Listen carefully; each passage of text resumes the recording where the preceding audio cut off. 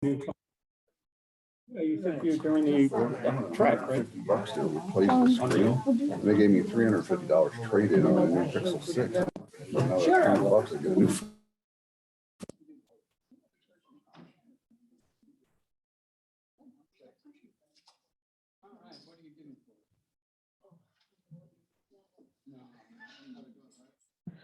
Okay, it looks like it's 7 o'clock. I'm gonna bring this meeting to order. And I'll lead us off with the pledge. I pledge allegiance to the flag of the United States of America and to the republic for which it stands, one nation, under God, indivisible, with liberty and justice for all. In a moment of silence for our first responders and the Ukrainians.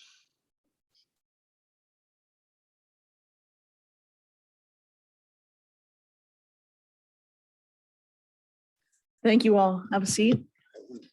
Break first. I would. All right. So let's get our business out of the way here. Under Chairman's report, first of all, this meeting is being recorded via Zoom and will be uploaded later on the YouTube channel for viewing. The Chairman's report, Keep East Goshen Beautiful Day, is going to take place this Saturday, April the 23rd. Please stop by between 8 and 9 on Saturday morning to register and pick up supplies and get a street assignment.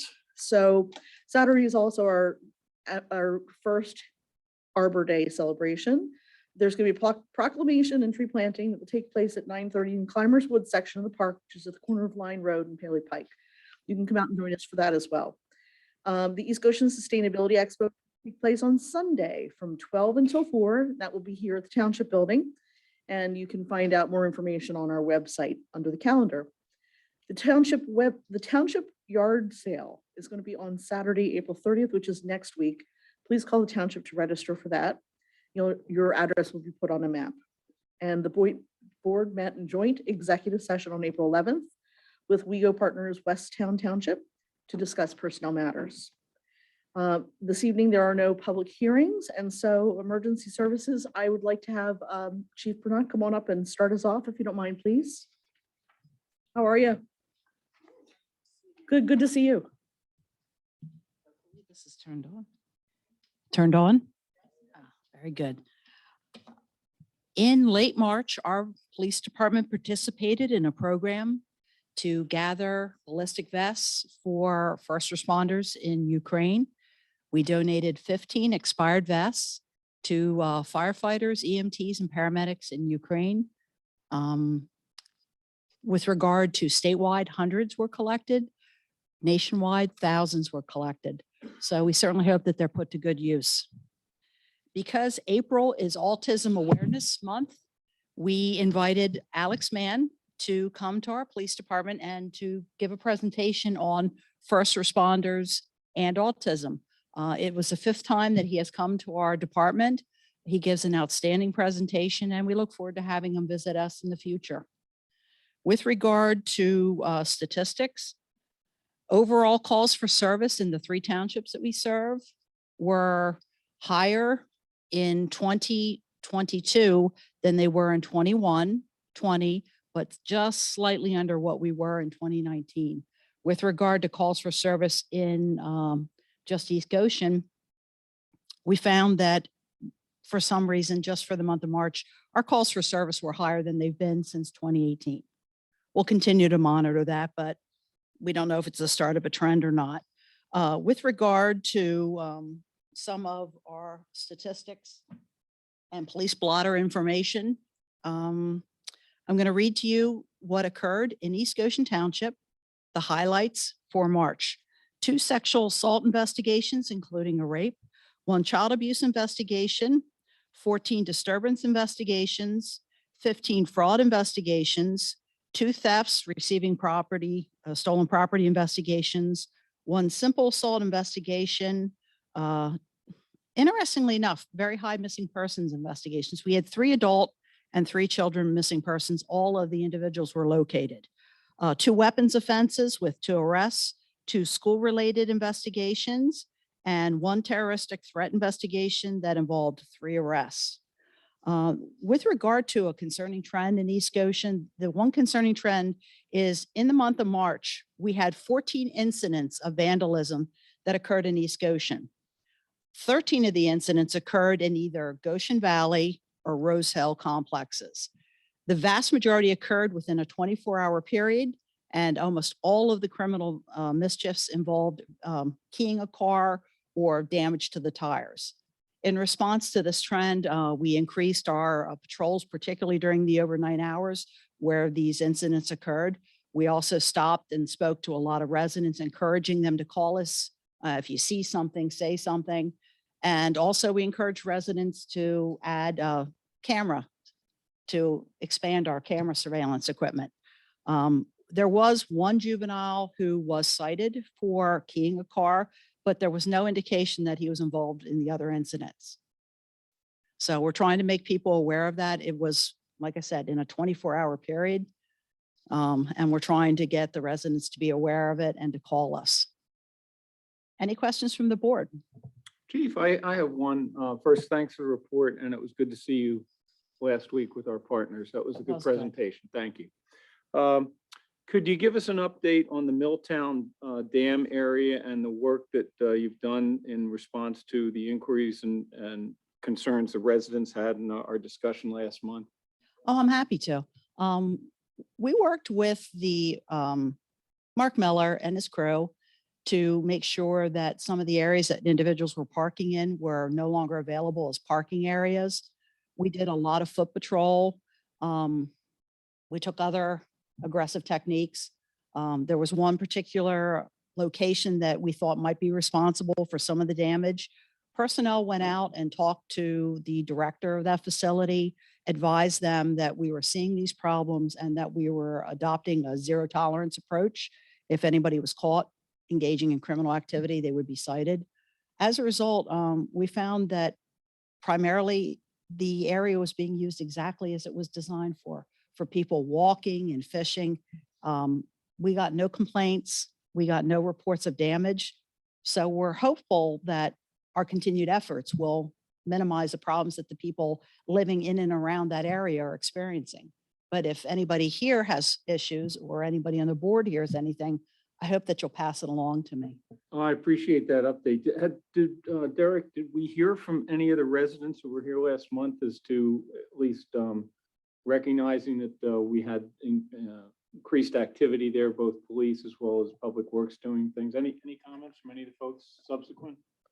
Michelle can attest to this too, because we actually went out to speak with one. So I think there was one, but overall, there wasn't as many residents with that than there was when, there was an issue, which is common, obviously, but I haven't heard from many, which is a good thing. Silence is sometimes good. Yeah. Well, But I actually have, appreciate the I do have an update on that, actually. I spoke to one of the residents today, and he said that he said in general, the residents are very, very grateful for all of the efforts with Mark Miller's team and with WeGo. They have not had any issues. They have no complaints. They appreciate seeing that there is obvious more patrolling happening. And they, in general, they're just pleased as anything. So that was Steve D'Antonio, and he really, he said he is speaking on behalf of a number of the residents that he's spoken with. So that was, I'm glad to hear that there's Yeah. positive feedback. Yeah. Yeah, and if there's any future issues, please just bring them to our attention. We can take it up a notch again. of course. So you're seeing that there was a little cluster of vandalism then over in Goshen Valley and Rose Hill. Yes. Okay, nowhere else as far as you had identified. So that's great. Okay. And There it's- was every single, with one exception, 13 of the 14 were in those locations. The other one was not that close, Mm. and it looks like it might have been retaliatory Okay. due to the relationship between the victim and who we think might be a suspect. Okay. Well, thank you. Thank you. Chief, one thing, thank you for coming tonight. And I also echo the board's comments on the presentation last week. It was excellent. I've heard from a couple of my neighbors that they're thankful for what the board and Derek and Michelle did for, and Mark Miller and you as well as the rest of the department from doing all the reservoir stuff. So my neighbors were happy with it. So thank you for that. Always happy. And if you have any other concerns, please bring them to our attention. So, We like to address them when they come up. and you always do. Thank you very much. And before you leave, does anybody in the room have any questions for the chief? Are there any Zoom participants that have any questions for the chief or any concerns that they need to bring up? Okay, well, it looks like none. Thank you so much. Have a good evening. Be safe. And we have Grant here tonight. Do you want to come on up and give us the rundown on the fire department, please? Yes, thanks, Michelle. So for the month of March, the fire crew had 58 responses. The fire police had 33 responses and EMS had 335 responses. We had 21 fire responses in East Goshen, 9 fire police responses in East Goshen, and 157 EMS responses in East Goshen. We continue to run slightly ahead of last year. I did take a look at April's numbers. It is slowing down a little bit. We'll still be a few percentage points above 2021, but it's kind of normalizing as we get a little deeper into the year. We held our Easter flower sale at the, we sold out in a hurry. By midday on Saturday, I think we were done. So we'll add a little more inventory for the Mother's Day flower sale. Try to make it last a little longer. But very happy with the public support for the flower sale. As mentioned in the monthly report, we did place an order for 2 replacement ambulances. All of our vehicles are on a planned replacement schedule. And we were planning on purchasing 1. And then when we found out the lead time for the delivery, it actually put us into the replacement cycle for the second ambulance. So we have placed the order for 2 vehicles. Fingers crossed, 16 to 18 months, but nobody's guaranteeing delivery at this point. And the last thing, we had a water rescue training event at the firehouse for all of our members. This was sort of a response to the Hurricane Ida issues that we had last year. We had a number of, I'm going to call them full-scale rescues, but we had to help a bunch of people who got stuck in the high water in their vehicles. And what we found is Chester County has several water rescue teams. They're fully trained. They have boats. They have all these things. And we found out that when we had our rescues, these teams were not available because they were committed throughout the county. So we just wanted to make sure that our teams were fully trained and capable and equipped to manage these incidents on our own. So we haven't gone to the full scale of some of these other water rescue teams with the boats and those kinds of things. We can adequately recover people from, high water situations with their automobiles. And we will also work closely with the public works team because I know they've kind of upped their game as well in the high water situations. So that's something we've added to our arsenal. I wanted to ask you, because I was looking at the monthly automatic alarm report, and I wanted to ask you if, so these have been reported then to our zoning officer? Yes. And I guess Mark Gordon's not here this evening. Do you know anything about this, Derek? Is there what's the follow-up being done on this? Because we have a lot of these alarm system sounded due to malfunction, unintentional, mischievous, malicious, false calls. Yeah, I mean, I'm looking at 11, what's 1130 Westchester Pike? It's not, it's West Goshen. That's West Goshen? Pembroke. Yeah, Okay. and we're working with them. They have a patient there. Okay, that's fine. who's- Okay. Needs to be managed. So which of these then are, okay, I Tugboat see, East Road, Goshen, yeah. but still, Report from Derek through the, Yeah. From the zoning We'll- officer as to we'll- what. Yeah, the- I can Yeah. inquire with Mark. why don't we Gordon. follow up with Mark Gordon on that? Does anybody have any questions for Grant? Yeah, I have a question. This could go to either Grant or Carmen. There was legislation, I thought, introduced in Harrisburg to allow insurance checks to go directly to EMS providers instead of going to the residents, who understand what a lot of times happens is the insurance company's bill, the check comes to the resident never forwards it on to EMS, Yes. and that's a source of revenue for you guys. Do you know if that, what's the status of that legislation is? Is it? I think it's still under consideration. I haven't heard that it's been passed, but I can follow up with our EMS council and find out. Yeah, that is an issue, and it's a struggle for us to get Obviously, paid. we're supportive of that, so if Yeah. there's something Appreciate more that. we can do to let our state legislators know. Yeah. If you think it's another. Just a quick touch on the automatic alarms. I did talk to the director of security at Hershey's Mill. And I think I might have mentioned last year, we were there a lot. And we'd noticed that we hadn't been there in a while. In fact, I think I jinxed it. We were there once last week, but they've upgraded a significant number of their systems. They've changed from copper to broadband transmission.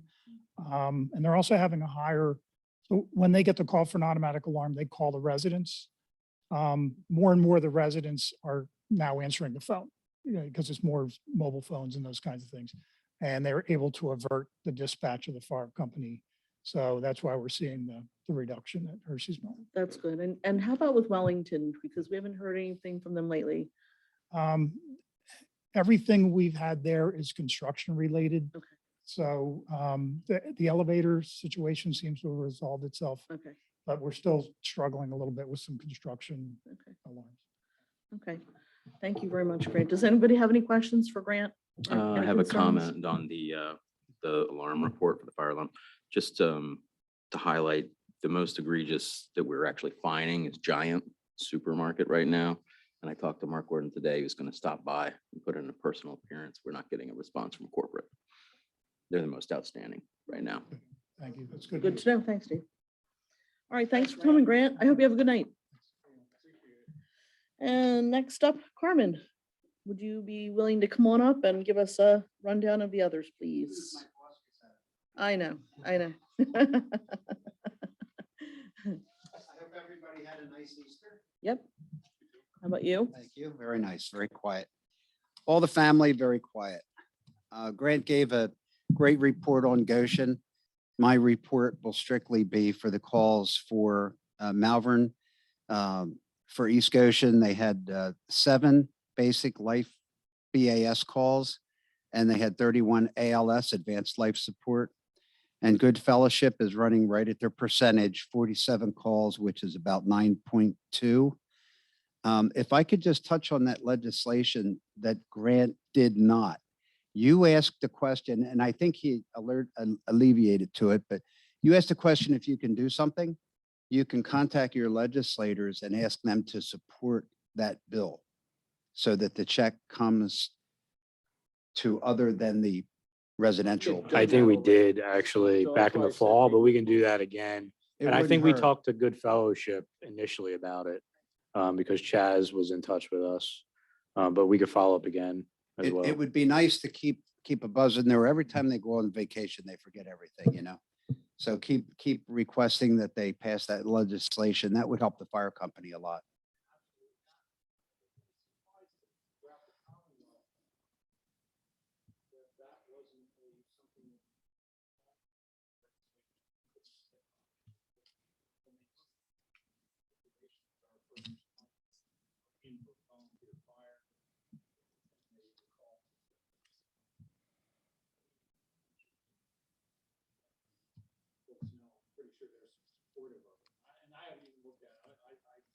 Still in committee, I'm not even sure.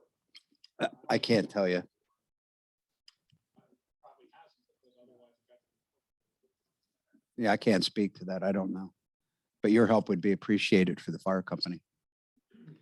Any questions? No, but can you give us a bee update by chance?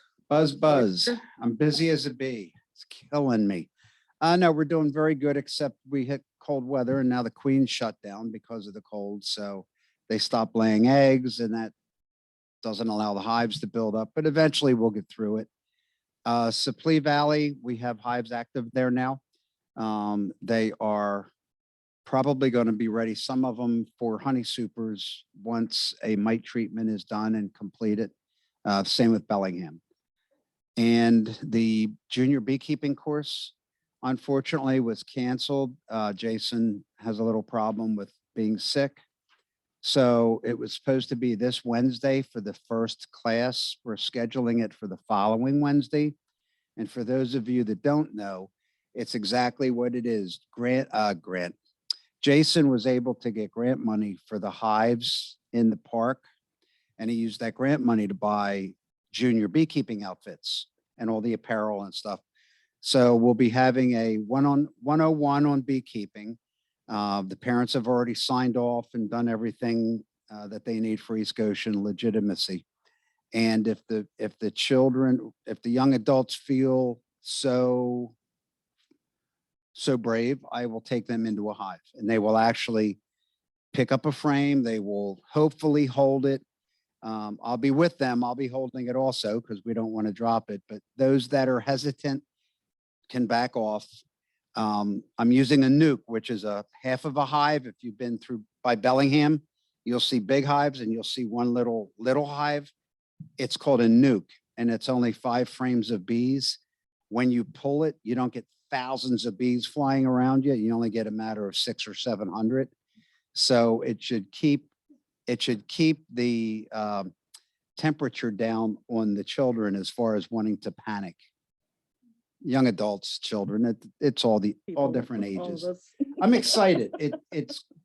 I thank East Goshen for this and Park and Rec program for doing it. It's really exciting to be able to pass on how to actually really help to save the environment, which we desperately need. So that's my spiel. Thanks for the update. Questions? If not, have a good night. Thanks so much, Carmen. Have a good night. Okay, moving on then to the financial report. Thank you, Madam Chair. As of March 31st, net of pass-throughs, the general fund had year-to-date revenues of $2,649,510 and expenses of $2,497,710 for a surplus of $151,799. As of March 31st, the general fund balance was $6,080,000 and $80,358. Year-to-date revenue finished 35% lower than budget, 32% lower than prior year, while building permit revenue is up $153K versus budget and $141 versus prior year. Our real estate property tax collected by the county is our shortfall of about $1.6 million versus budget and prior year.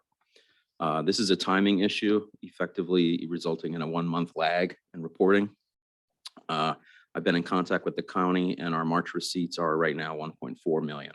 So we will have an overflow and everything else that will make up the shortfall. So we should be net result 0 to budget in prior year. Year-to-date expenses are within 1% of the budget and 2% higher than prior year to date. So our expenses are in line.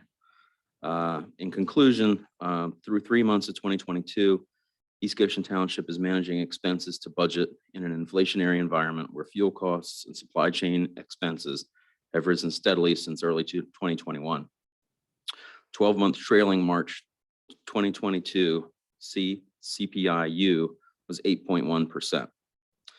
While revenue is down in total comparatively versus both budget and prior year, strong EIT year to date and an expected ramp up of real estate property tax receipts indicates that we are still currently on track to meet our 2022 budget expectations, though this looks to be a tough year.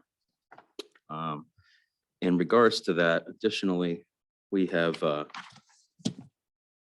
dealing with staff, specifically Chris, we looked at our folding machine for utility billings and decided not to renew the maintenance agreement on that, saving us $600 a year. We probably would have to replace it anyway. I reevaluated the phone plans that we have currently after getting the board some phones, talked to FirstNet, AT&T. We should save $2,000 a year in phone savings. And then I talked to Pliget, got a new short-term investment schedule from them. So instead of the $25,000, we look to make an interest. We should get $225,000 by investing in 180-day securities. What, Dave, what's Pliget looking like these days? Obviously, we're in a rising interest rate environment too, and that's a double-edged sword, of course, with inflationary pressure reality. But, I remember, it's been a while since I've really been looking at them, but what are the numbers for the prime? Prime is 9 basis points, and if you can get into the short term, you can get 30 basis points. You can get 30 to 40 going 180 to 210, and I'm still being conservative. It's still low, but it's a good trend to see. Double-edged sword with inflation, but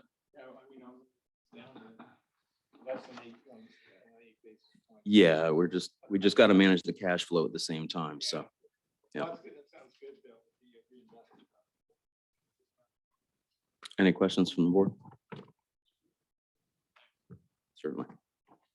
Okay, moving along to the approval of the minutes of the treasurer's report.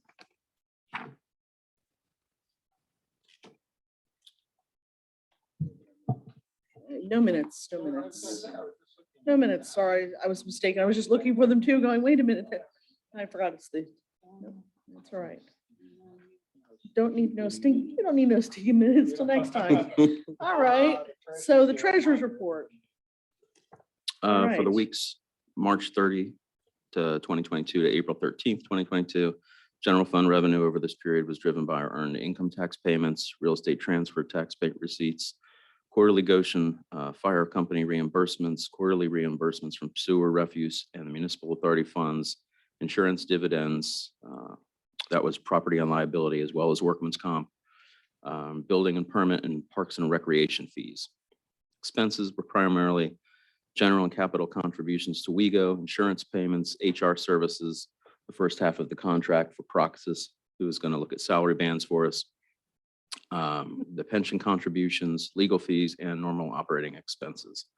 As well, the capital reserve fund incurred about $300 in expenses. Finishing up that section where the bumps were fixed on CDE, they reallocated it so that we could get it paid from the grant money that was already existing. So that was a net. Bond fund incurred $32,000 in expense for engineering services. This is restoration, bid, and construction phases of the Hershey's Mill Dam project. We still look like we're on target to finish June 2022. ARPA fund incurred $769 expenses to finalize some add-ons and upgrades to the hybrid meeting room project, and we won't disperse that until they bring it in and finish it. Couple. Mhm. Did I read the quarterly figures under building permits at year-to-date budget, year-to-date actual? We're at 194,000 in our building permits through the third quarter. Yeah, we just got 90,000 from CTDI. So that really bumped it up. It's nice to see that number. So that was it. Yeah. By the way, when you do these quarterly reports, it'd be great to see the columns carry over from page to page. They don't carry over, so I kind of get lost. You know what I mean? Yep. Column headings. There was one under question I had on the quarterly report under park expenses. There was one listed under the landscaping expense category of $8,020, and there's nothing budgeted for that. Is there an explanation? Oh, it's not. It's on. No, can you tell us where you're at? Oh, let me see if I can, the quarterly packet that we got, it's under park expenses, and I'm not sure what page it, because there aren't page numbers on this report. Let me see if I can't give you a page. That's the first tab, under first quarter financial report. And under the expense side of things, under parks, let me see if I can, under parks, it looks like this. And where did I see the $8,020? Oh gosh, it's under landscaping. It's about the 10th or 11th or 12th expense down. Do you see it here? I'll find it. All right. So I'm just curious, if there was nothing budgeted, there's nothing budgeted for that expense, but it was $8,020 that we've incurred, if I'm not mistaken. Does it have the annual budget on that page as well? You know the columns better than I do. See it, it's about the 10th or 11th line down under landscaping. Yeah, no, that one is prior year budget. Was that, and see, that's then why, Prior year budget and right. actual. that's why I get confused, because I can't see. Yeah, the I'll columns. fix that for the next All one. right. So that was just a timing issue. Okay, It was actually landscaping done at the Oh, park. okay. All right, it just jumped out at me, that's why I thought I'd ask. Yeah, the spring started a little bit early. Mark was able to get out and start getting some stuff done. And under bills to pay, Mhm. I just had one question under batch 3 of 4, page 8. This is the C Trust IT. Again, it's email migration. It's $2,300. I thought we dealt with that last month, or is this a carryover? This isn't a monthly expense, is it? This No, email? this is him finishing up what he's got to do. And now we shouldn't see except very minimal expenses from him, and Bert's going to carry it the So rest of it's the an way. expected, it's expected and it's part of sir, okay, because I saw it again. I went, what, another migration expense for 2,300, and I was just wondering what the status is. Okay, good. That's all I got. Yeah, and we should have June, July, the cybersecurity. We should have our being compliant so that we can redo that insurance. Oh, got you. All right. All right. That's all I got. Batch 3 of 4, page 12, the last item, just point of information. What is that? The heading is Westtown Township, and it's construction services, Summit House, and construction services, Cider Knoll. That's under sewer. Oh, that's a sewer. Yeah, sewer, that's like a recharge. Those two go through West Town's pump Pump stations. station, Yeah. okay. All right, thank you. I think those are contractual amounts, Yeah, aren't they, they are. Chris? Yeah.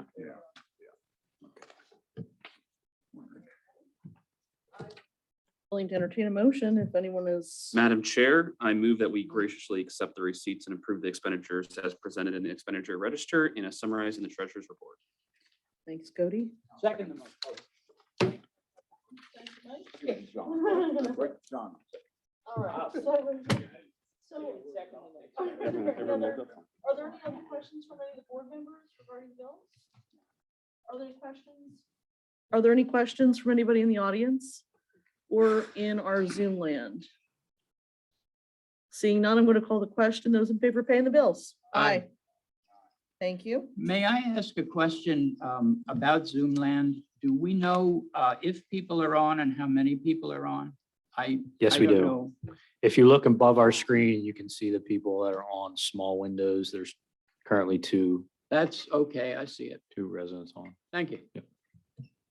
All right, and there is no old business to discuss this evening. Under new business, I'd like to take my prerogative and switch things up if everybody is here for the 14 Broad Street issue. So I would like to make a quick change to bring you all up to explain the situation to us, please. Thank you. And if you'll just come over to the microphone, speak into the microphone with your name and your title.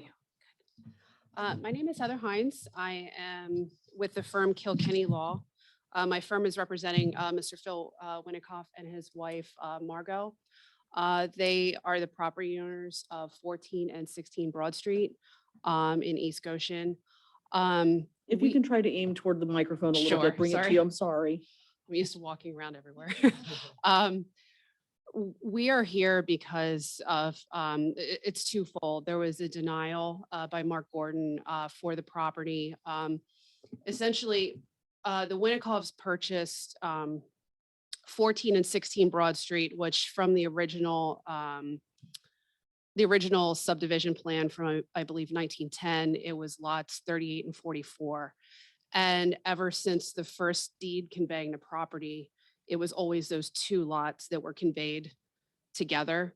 We were not able to find where that they were ever actually joined as one parcel, although they've always been owned jointly by each respective owner.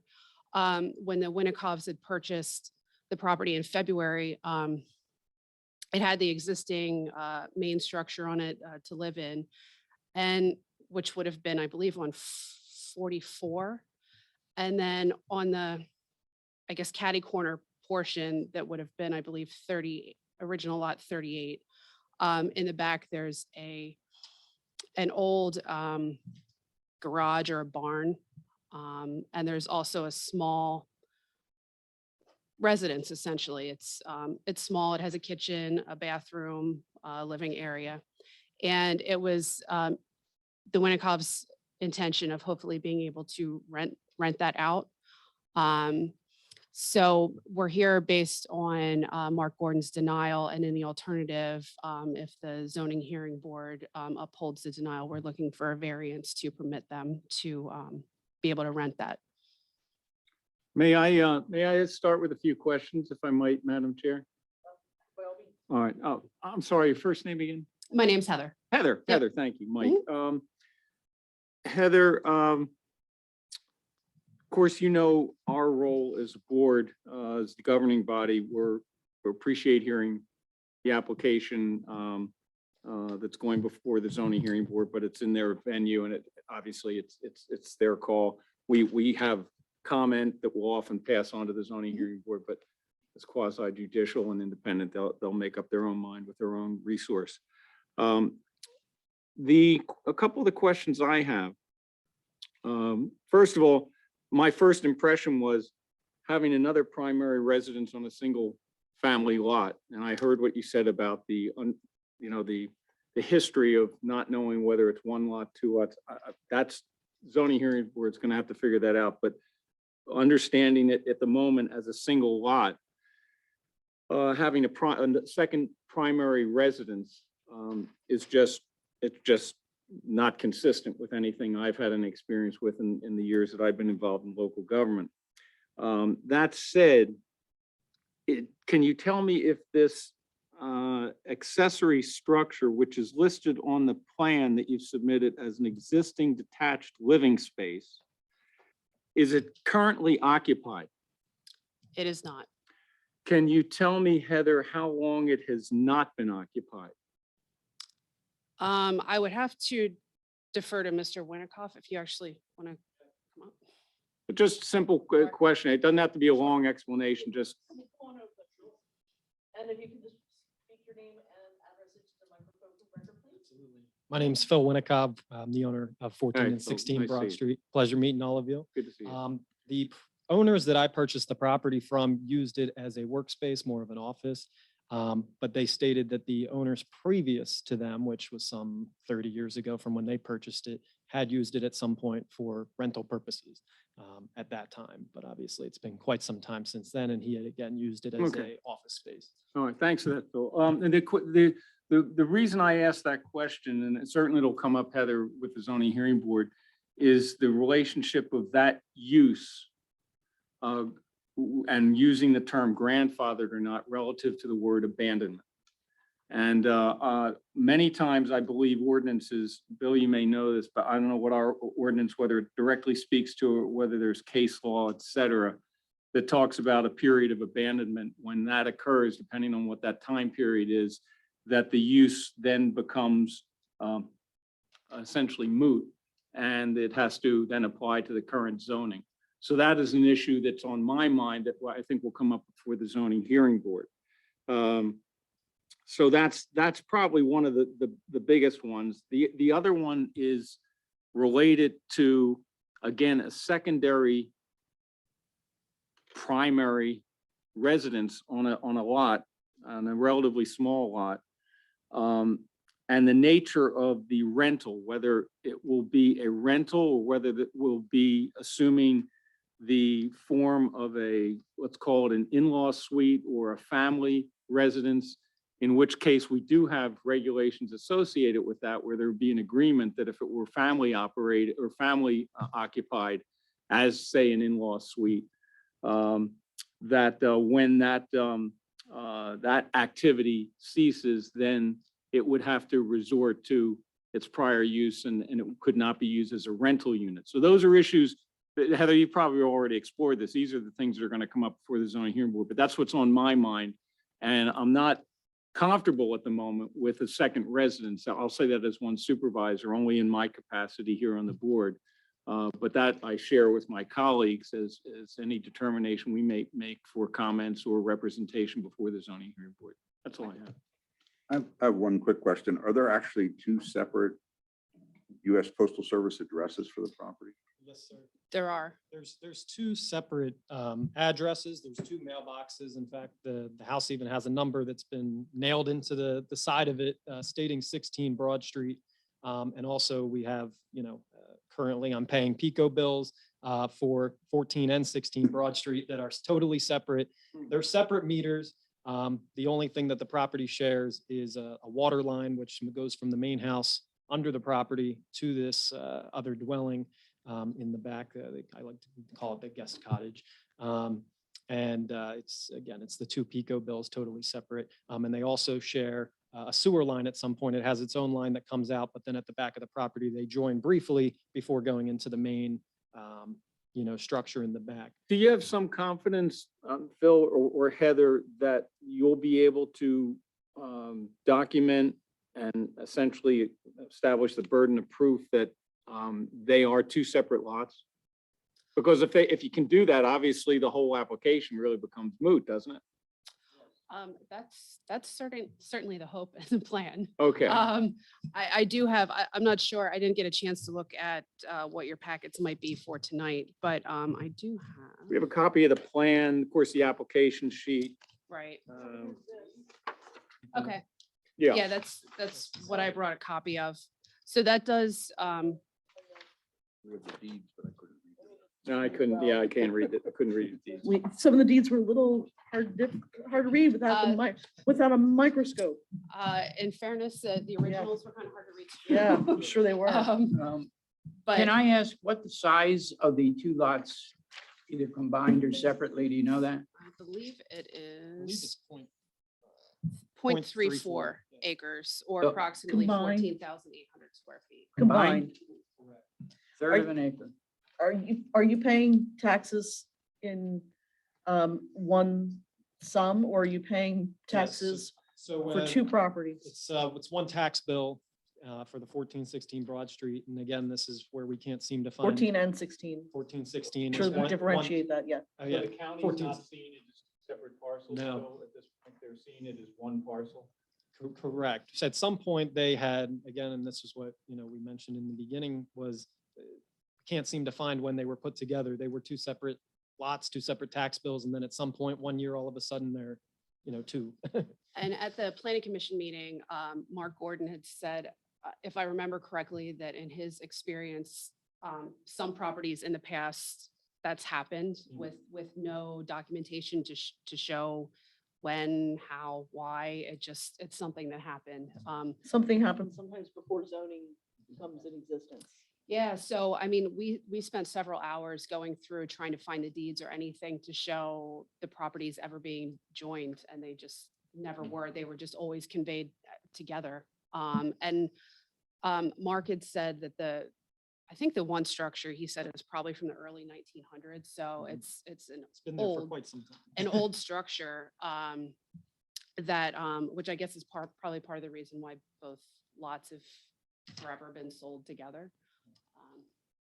Well, clearly it predated. Yes. zoning. New York City essentially was the first. Pennsylvania in the 50s. But, Yeah, I was gonna and say East Goshen, when did East Goshen start zoning? 60s? Early 60s? That's when most of Chester County did. It was in the Most of it 60s. was from the early 60s, Yeah. late 50s. Yeah. Yeah. Yeah, and 80s. also. That makes an important point for us. This, if we were to want to deal with this and make an exception, we don't know how many other Milltown properties are, In a similar yes, circumstance, yes. So-called precedent, Bill, I mean, you'd have comment on that as well. If I may, I have a couple of things I'd like to share with the board. So Mr. Gordon and I did look at this property extensively before he made the determination to deny the application for the second residence. We looked at the fact that this property had been two lots on the original plot plan from 1908, 1910. but they'd always conveyed these two lots together since then, from my understanding and my trying to be able to read the deeds, which some of them are still in cursive. So when the township adopted its saldo and zoning, those properties it was one lot. It was owned by one person. It was in one deed. It was under common ownership. So when our maps were drawn of the lots of this township, it was one lot, and it's been treated that way since then. So that was the reason why Mr. Gordon and I couldn't go with it's two lots argument at this time. And so we said, all right, well, then maybe we can go under the non-conforming use. Maybe it's a lawfully existing non-conforming use. And Mike, you hit the nail on the head. Unfortunately, it's been abandoned. Your ordinance says that if it's discontinued for 12 consecutive months, the non-conforming use has been abandoned. So based on that, the decision was made to deny based on the application to say that it was lawfully non-conforming. And that has been appealed, understandably so. And in the alternative, the applicant has asked for a variance from that provision. So this is somewhat of a unique application. It's not just go to the zoning hearing board and make your case. Because it was an appeal of the zoning officer's determination, the township actually has the burden to go first. So it is the township's obligation to uphold the zoning officer's determination. So typically that would look like sending a solicitor to work with the zoning officer to uphold that determination. That is your prerogative. That's up to you, whether you choose to do so or not. And then assuming that portion of the application is denied, then they would get to the variance application. And if they prove to the zoning hearing board that they're entitled to a variance, then they would get it. So really, I think what everyone's looking for from you tonight is a decision on both separately. Will you defend and support your zoning officer's determination denying this as a lawfully existing non-conforming use? And then separately, will you take a position or no position on the variance application? That's a great clarification, Bill. I appreciate that because I remember seeing a suggested motion, and that's completely slipped my mind. So it's an appeal of the zoning officer. Cody, did you have a question? Yeah, just one quick question. Thanks for coming tonight. Before you purchased the property, did you have any communication with the township and what you were allowed to, if you were allowed to rent it or any sorts of that? I met with Mark Gordon prior to purchasing the property because we had multiple phone calls and trying to figure out exactly this unique scenario.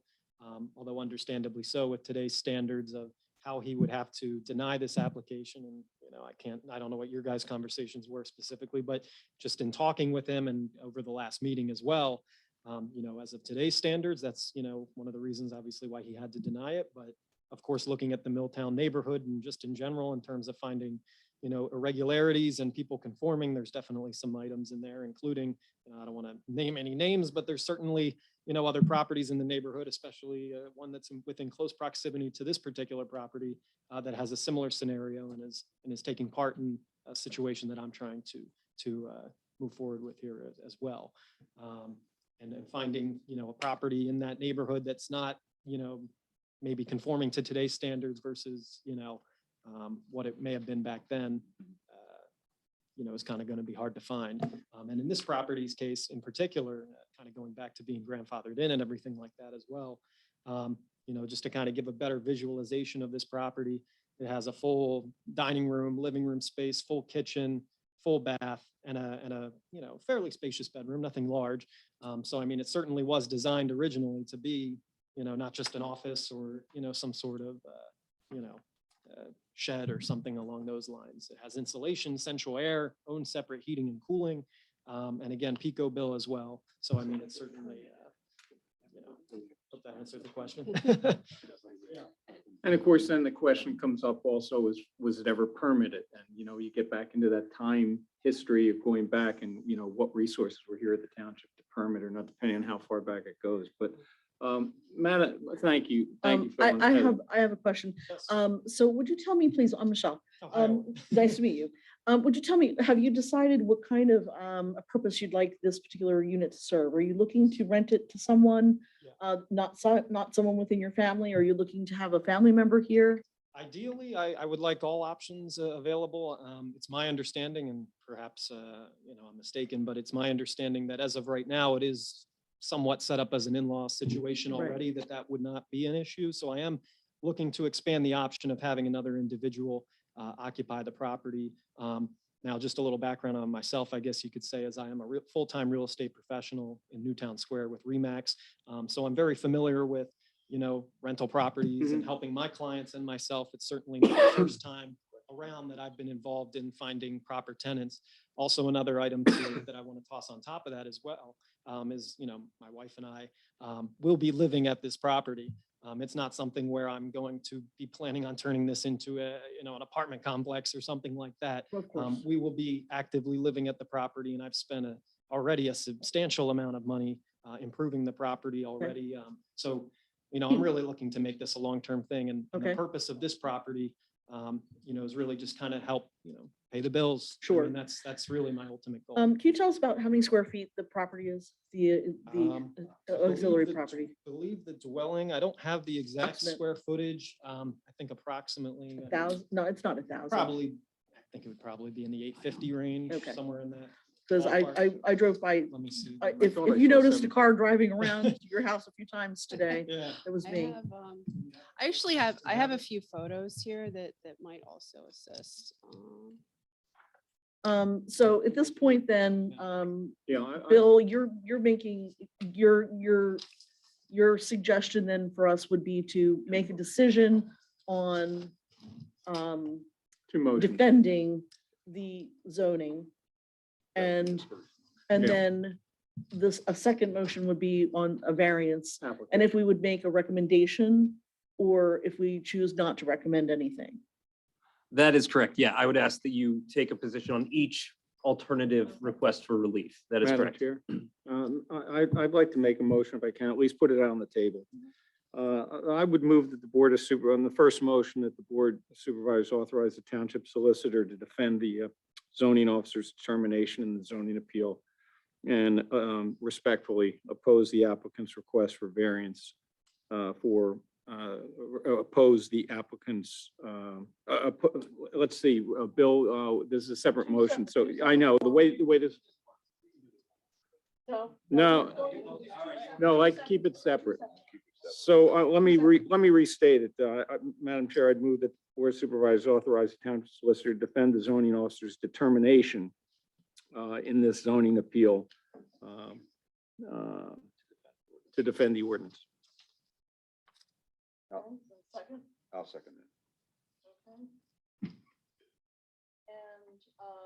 On that matter, solely on that matter, then we're going to open this up to questions. And so if you don't mind just being available, if we have any questions we can't answer, do you have some photos that you wanted to share? Photos. Unfortunately, I didn't realize. there were Well, gonna do be you want to this just many send people. them, do you want to just send them down? That's okay. Why don't you let our solicitor take a look at those first? And then I will, and then Mr. Winikoff, if you don't mind also just being available if there are any questions. Are there any questions from the audience in person? Would you please come up to the podium and state your name and address, please? And please, when you come up, just remember again that we're not adjudicating anything here. We're just hearing comments. So, so you can be as persuasive as you want, but save it for the zoning hearing board. Yes. Thanks, Heather. So Thank I you, Phil. take that as a cue to be brief. Would you please state your name and address? Thank you. My name is Pam Coleman. I live at 18 Broad Street, so I'm at the property just south of the subject property. Thank you. I'm here primarily to just state for the record that I would hope that the board would uphold the township zoning officer's determination in this case. Milltown is the oldest subdivision in East Goshen. It's a very quirky, non-conforming neighborhood. And as has been previously stated, existed before zoning laws. And simply because zoning laws didn't exist then, they do exist now. And I just think that rather than exacerbate non-conforming situations, we should uphold our zoning laws. A couple of things that I would like to add relative to some of what was presented here. I've lived in my property for over 20 years. Some of you may know it as the Perry House. Yeah, okay. And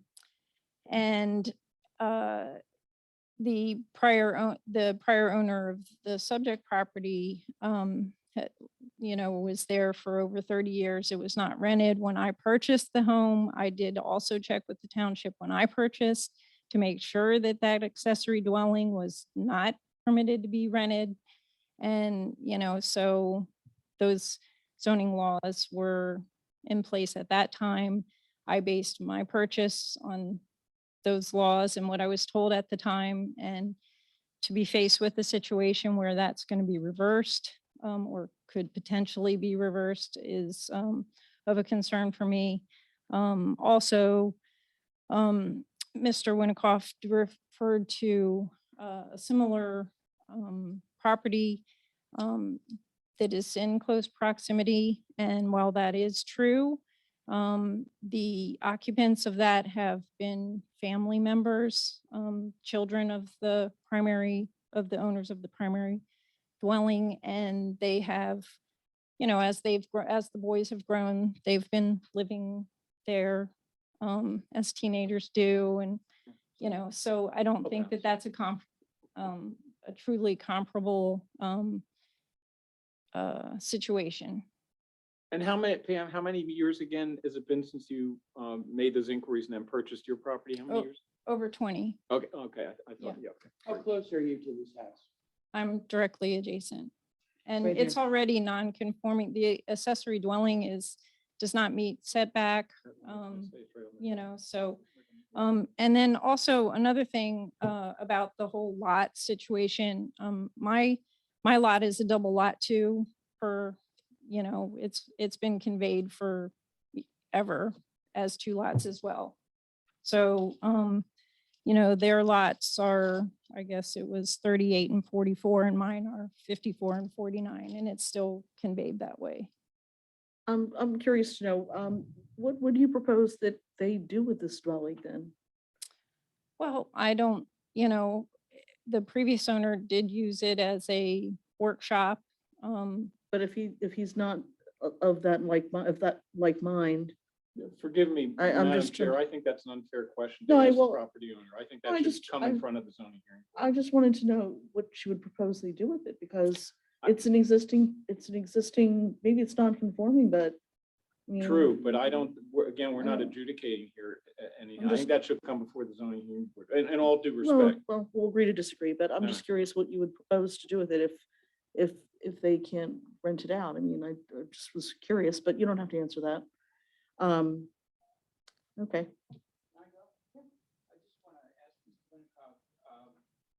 Sorry. I have these pictures now. Very nice pictures. Was the property like this when you bought it? The property, I've made some changes to it. Painted the property and Did you put the furnishing in? the furniture depicted in those photos are renderings of the property. Visualized furniture in the photo. It's essentially staged. I understand. I'm old, but not that old. So,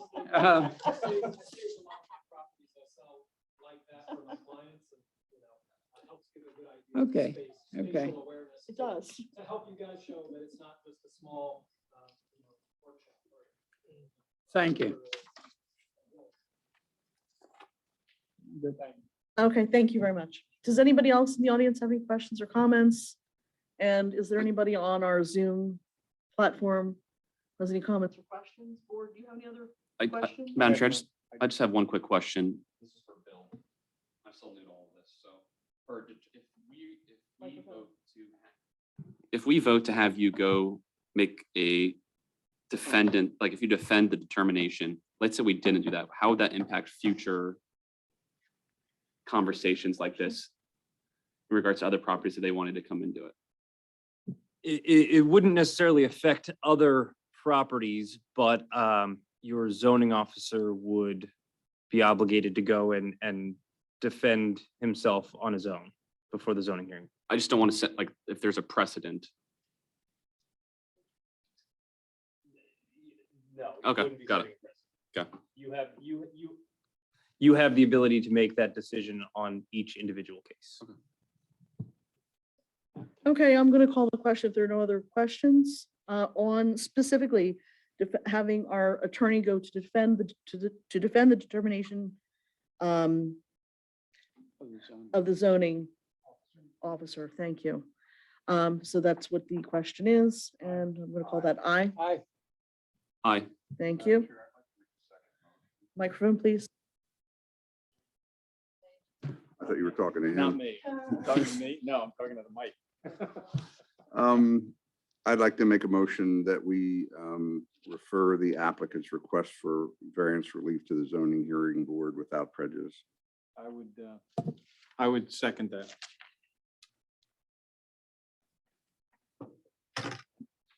All right, on that matter, I prefer to consider the option of allowing us to make a determination that we could recommend that the rental is permitted. So that would be my preference. I think that this is one of those situations where I'd like to at least consider that. So we have two different, well, two senses of two different motions. Right, then. right. Well.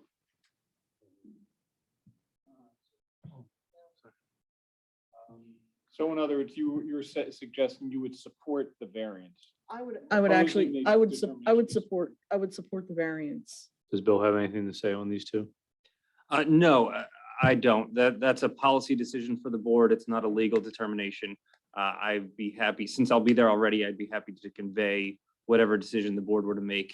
We'll just need to vote on that motion first. Yeah, unless let me support my motion that we have a quasi judicial zoning hearing board. Well qualified. They're all qualified to consider this question. And let me just say, Mike, David, please use your mic. I'm sorry, it turned itself off. Let me just say, make a comment. I've been doing a lot of reading about accessory dwelling units. It's a big issue right now, particularly on the West Coast in Washington and Oregon, where zoning regulations are being loosened up to allow what's called accessory dwelling units. Small doll houses or tiny houses, as they're called. They build them over in Lancaster County. And it's something that we're gonna have to deal with, the board will have to deal with sometime in the future. And I have some feelings on that. But on this particular application, I think we have to rely on our zoning hearing board. I don't want to oppose the application, but right now I think it needs to be adjudicated before that body, before we make a determination. So that's why I made them. That's based on existing codes, and that's why I made the motion the way I did.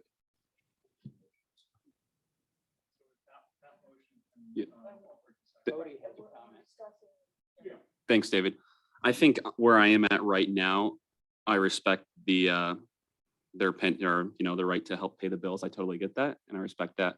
I think I would prefer to kick it to the zoning hearing board just because I don't want to, I think there are 3 attorneys who, are they all attorneys that deal with it? Okay, all well qualified more than I am, with respect to that issue, to be honest.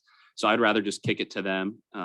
and have them, because especially yeah, without a recommendation. So every time that we have this, when we come here, we're not saying yes or no. I just rather have them take care of it because that's their specialty. Yeah, Cody, I often refer to that, and I know in my prior life, we referred to that as a neutral position. That we just, in other words, just let the zoning hearing board do their business. Yeah, that's where I'm at.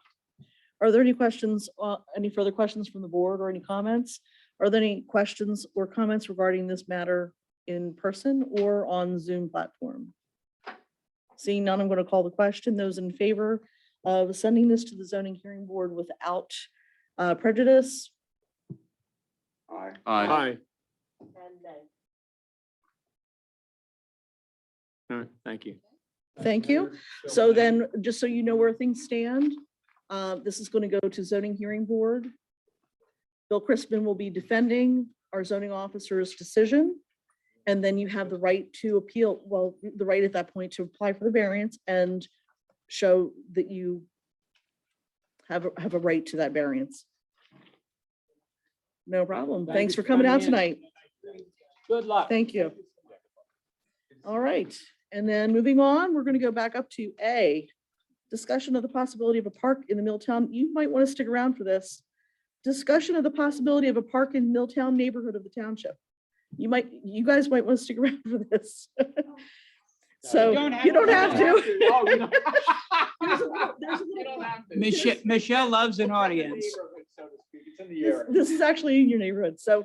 It's just a discussion. She was It's just a kidding. discussion. Yeah, so we're having a discussion here. There's a little pocket park in Milltown on School Lane. And we've identified this, but this is actually township owned property. It's about 1 acre in size. And we'd like to have a little discussion as far as developing a little park there in the future. So do you want to go ahead and take it from here, Derek? Sure. Just to give very brief background, Madam Chair, before the discussion among yourselves gets started. This was brought up briefly to the board back in February after speaking with some individual board members about some interest in getting some recreational activities down in the southern end of the township. In speaking with individual board members again more recently, there may be some disagreement on specific movement of this particular project right now. So I thought the best thing to do would be put it up among the board again for discussion, see where everybody's at, because I think staff would really need some guidance on what to do here. In my memo, I reference a number of issues that we would need to overcome should the board want to hotfoot this, for lack of a better term. So that is essentially it. There's, again, as I outlined, there's a couple of issues on the property, and it is up for discussion for the board, and there is no motion on the table per se. Thank you. Thanks. All right, Dean, do you want to? Yeah, I'll comment. I'm very supportive of a pocket park in that area, but and I'd like to see us follow a process, and the process similar to what Derek has laid out here. I'd love to see a committee formed of neighbors in that area to find out what do they want. I mean, you know, do they want a bocce court? Do they want a child's playground? Do they want a ball field? You know, do they just want a serenity park, or, you know, plantings, or, you know, what would be the desire of the neighborhood to kind of optimize that piece of property there? So I think that's a first step. And then we can start, you know, layering on costs and what that would look like in the future. So I think the first step would be, you know, to have Parks and Rec and Public Works work with the neighborhood, maybe create a task force to take a look at that with staff, and or have staff create a group to look at it with resident input into that. That would be my recommendation. Great. I'm of the same mindset.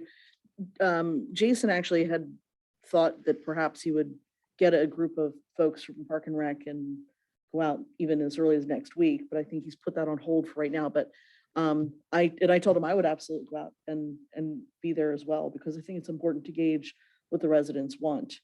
Yeah, I think we had success because, you know, my recollection is correct.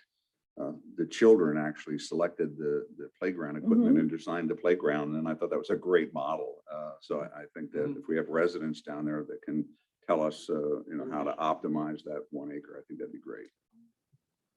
Mike, your thoughts? I echo just everything that David has said.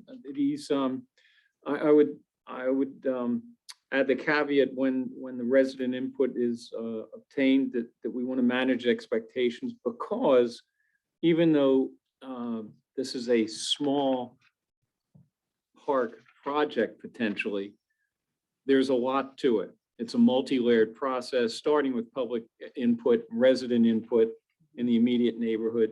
But there are a number of issues we'll have to deal with. Of course, we have to get in our capital budget if it does turn into an actual project. And then there are issues about or matters of what kind of improvements will occur and the relationship of the resources we need to put those improvements in, potential extra agency permits or oversight, potentially grants. And we do know that it's the site of a former school. We don't know what's under the ground there at the moment. So there are issues associated with possibly a phase 1 environmental review to see if there is anything, understand the history of what was there. And I'm talking about potential hazard mitigation that may involve asbestos or underground fuel tank or something of that nature. I have no idea, but that's another example of some of the steps that need to occur. So I again, echoing David, I'm in support of this idea as something to fully explore, and but start with the resident input. Thank you, Madam Chair. I would also love a pocket park, but I think at this point where I stand is I would wait. I want to see where we are with the reservoir or the dam first.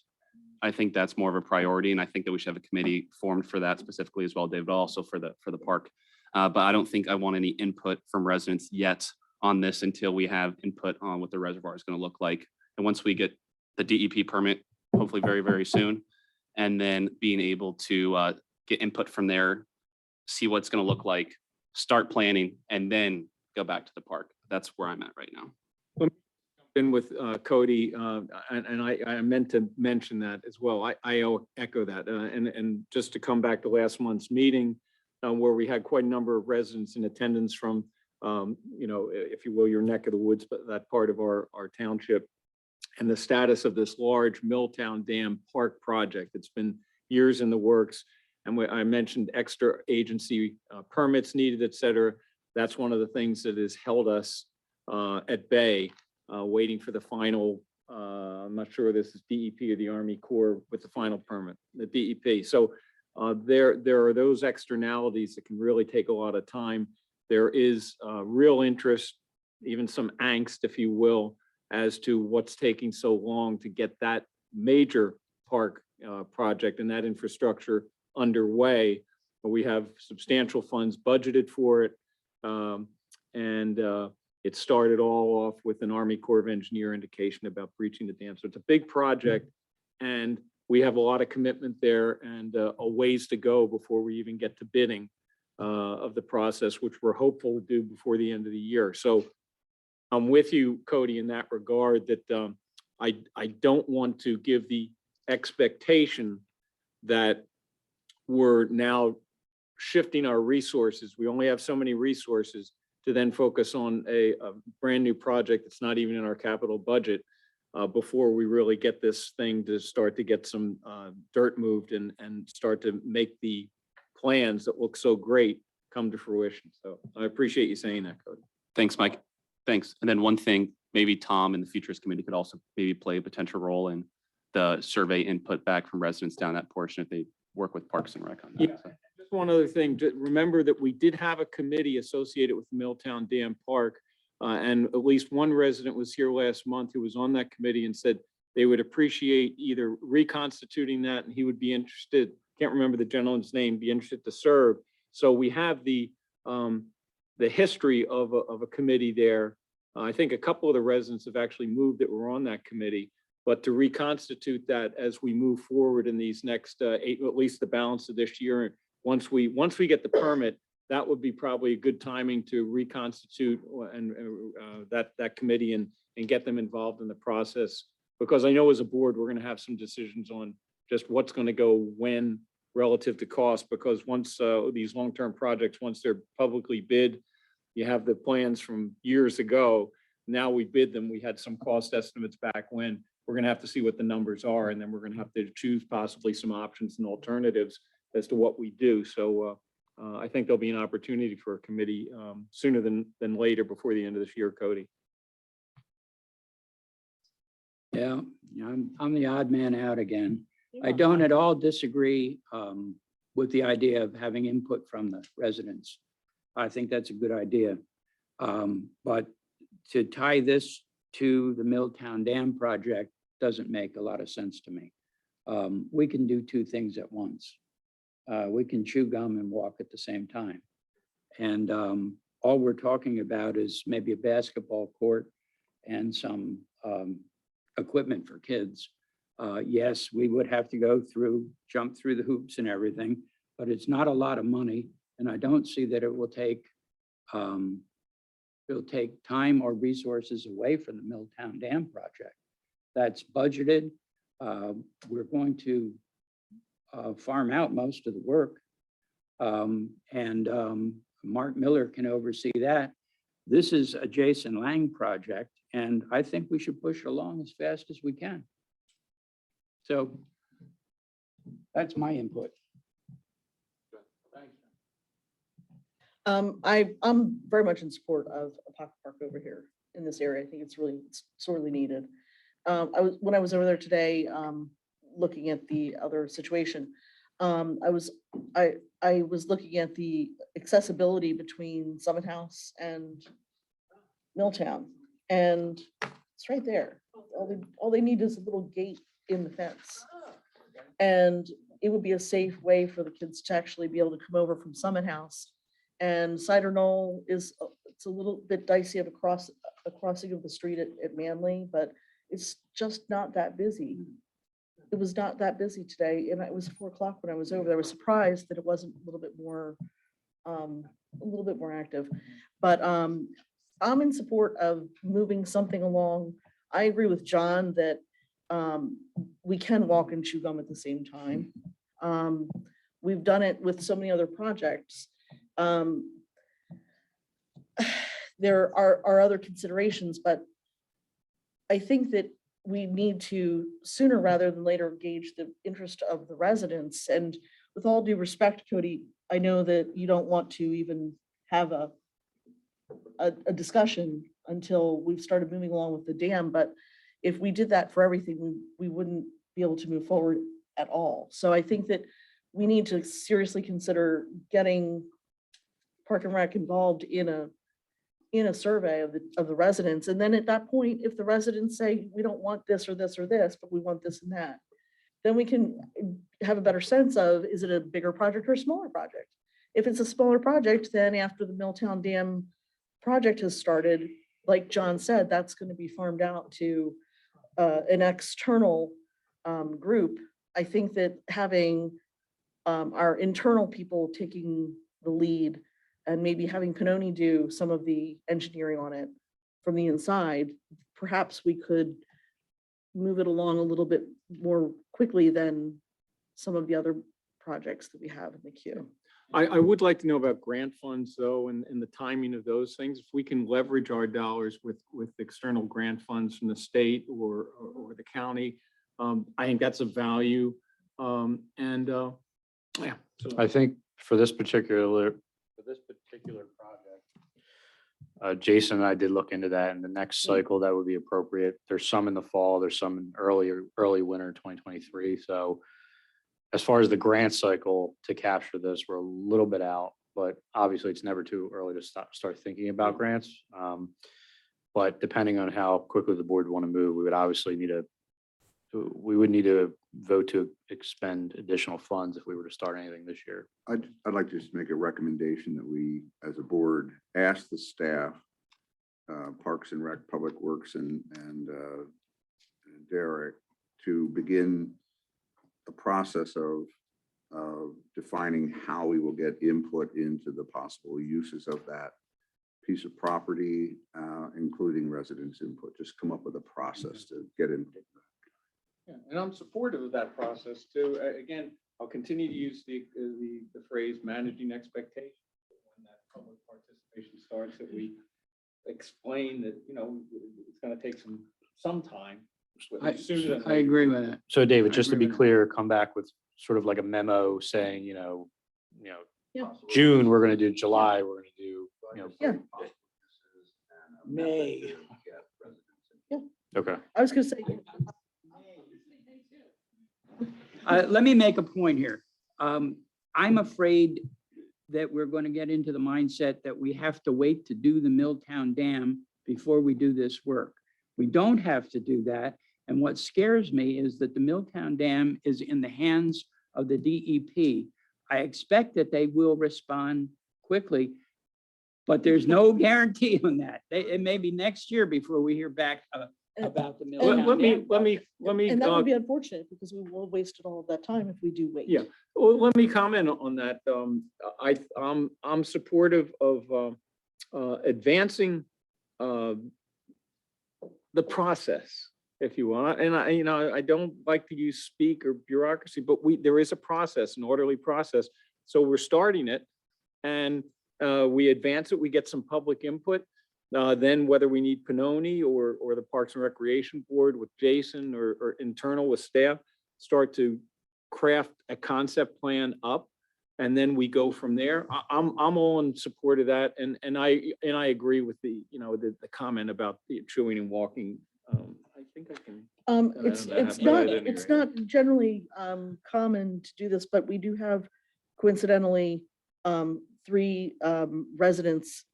residents from Milltown here. Would you be amenable to having a couple of them make a couple of comments to this while they're here, board? Is that a problem for anybody? Yeah, do you mind if I just make one more quick comment Joe, about wanna- the walking and the chewing gum comment?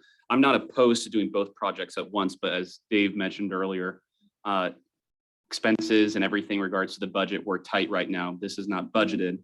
If things are going to be budgeted, I would prefer that the reservoir or the Milltown Dam would take priority over the park right now, just because I think residents have been waiting for that much longer than they have been waiting for a park. Well, if I could just elaborate on that for a second, I mean, at some point, the farther we get along in this process this year, again, I'm going to have to come back to the board to approve expenses because, or alternatively discuss it among the 2023 budget discussion, long-term planning, September. So, No, yeah. Well, that's why I get, like, if we have the trail, we have this park, I'm okay with these wonderful amenities, but they have to be paid somehow. And We've got Bow Tree too. And yeah, but I'm willing to look at ways and how they get paid and having that conversation, but that was just my 2 cents. Thanks, Cody. Joe, you had your hand up. Do you want to come on up and make a comment? And, name, record. Thank you. Hi, I'm Joe Zug. It's 1416 Center Street, Milltown. When John first brought up the idea of some benefits to Milltown, I was gratified. I thought it was nice of the Township Board to pay attention to us, and we appreciate that very much. But I do not want it to become something that increases our traffic in Milltown. We already have tons of traffic. We have several new townhouses right along School Lane. We have several new townhouses up and along the old Westchester Pike. We have new buildings going on all around our lovely little town. And we certainly want to keep that, especially School Lane is a place where the children play on that street, not in the public playground, which obviously is where we like them, but they play on that street. It's a 2-lane street. If someone parks on one side, there's only room for one car. So we appreciate your comments. We would love to see some beautification of the park. It's a cute little park, maybe some shrubbery, maybe a few more toys for the kids, that sort of thing. But something to entice people from outside of Milltown to come in, I think it's something I'm not looking forward to. Thank you for your comments, Joe. You're welcome. Does anybody else want to come on up from Milltown? Sure. And anybody else in a minute. As Pam right? Yeah, Yeah, come on up. as Pam comes up, I want to share a little anecdotal perspective for some of you may know, may not. I'm a former township manager in East Bradford Township, so I was there for about 30 years. And we have a smaller park, and there was a smaller park in East Bradford Township, and one of the amenities on it is a basketball court. It is a very, very well-used facility. And it's not just used by the immediate residents. So certain amenities have the potential to draw from a broader geography. And that's fine if everyone understands that. But an example of a basketball court, we've in East Bradford, and if you ever want to see it, it's right off of the intersection of Route 322 and the bypass of 322 off of Copeland School Road. And you'll see the basketball court on certain days and it's packed. So I just share that as one potential amenity that may be under consideration. I'm not saying yay or nay, I'm just simply saying anecdotally, that's one experience. I'm sorry, Pam. Hi again, Pam, 18 Broad Street. When I first moved to Milltown, I actually put together a petition of all the neighbors, and we had a lot of kids at the time to have some improvements made to the park. The upshot of which was only having an old tractor tire removed and replaced by a green dinosaur, plastic dinosaur, which was kind of unfortunate, but that was my first foray into municipal government. I actually I'm the parks coordinator at Township, and we're working on a little pocket park, Larchbourne Park. So, there's a lot of parallels here. I could certainly be helpful in getting, public feedback. Yes. That's great. Be sure they have your email address before you say that. Okay, Jason definitely Yes, has my great. email When address. it's least expected, you're elected. Yeah. So, I think the most recent improvement was my daughter's Gold Award project, and which is a book box in the park and some tree plantings. But it would be great to see it at least mulched regularly. And, as Joe said, I kind of tend to agree. I mean, it's billed as an acre, but it's on a steep slope. I would say maybe less than half of it is really usable. And, I just saw some of the initial things suggesting the ever popular pickleball, basketball. And I don't really see that as a good fit for this park, just because I do think it'll draw people, and there isn't much that, you would be taking away too much land for the parking. And just keeping it small in a place where, there used to be a picnic table. When that deteriorated, that never got replaced. And that's one of the reasons why we need to talk with residents sooner rather than later is, really Yeah. what we need to see what we And I can do over there. totally understand managing expectations, because as soon as you start getting it out there, it takes forever. Around in the Ferris wheel or Oh out. my gosh, the wheels of municipal government. It's Are like there any- riding a bike in sand, wet sand. Are there any other residents who have any comments? Did you want to? No? Thanks, Pam. Okay, thank you very much. Nice to know We you're- appreciate that. Connection, that's good. Thank you. And anybody on Zoom platform that needs to make a comment at this time? Thank you. All right, so I think then where we are is the recommendation has been to move things along with at least surveying. I'd rather see it start sooner rather than later. I'll be happy to be part of that. I'm sure that John will be happy to be part of that as well. So surveying and doing sort of a memo like David suggested. Yeah, and- just or- internally, just, getting Park and Rec involved and us. Why don't you Yeah. put it on Parks Okay. and Rec Yeah. board agenda and say, Yeah. here's where the Yeah. board's comments were, Yeah. and they Let's said do they're that. amenable to starting to hear public input on it, and how do you want to Thank put that you. together and let you, start to move it along a little in that regard. Okay. Public input. All right, well, thank you for the While input that managing everybody had. expectations. Appreciate that. And so we have a little direction then. Derek, you're good with that? Yes. Okay. All right, moving on to, we don't have anything else that we're going to be voting on tonight except for the very, very end. So let's go ahead and move along. Really, I just wanted to make sure that you were aware of the fact that we were talking about a pocket park since you're a new neighbor. So if anybody else wants to stick around for the rest of the meeting, they can. We're going to start talking about the East Goshen ABCs, the authorities, boards and commissions, and the structure. I sent a memo. Have a good evening. I sent a memo out to the board members and just as a stepping off point, just a place where we can say, we're starting a conversation about how to potentially bring some of our ABCs together and how we can maybe whittle down some of the boards that are doing duplicate services, if you will. So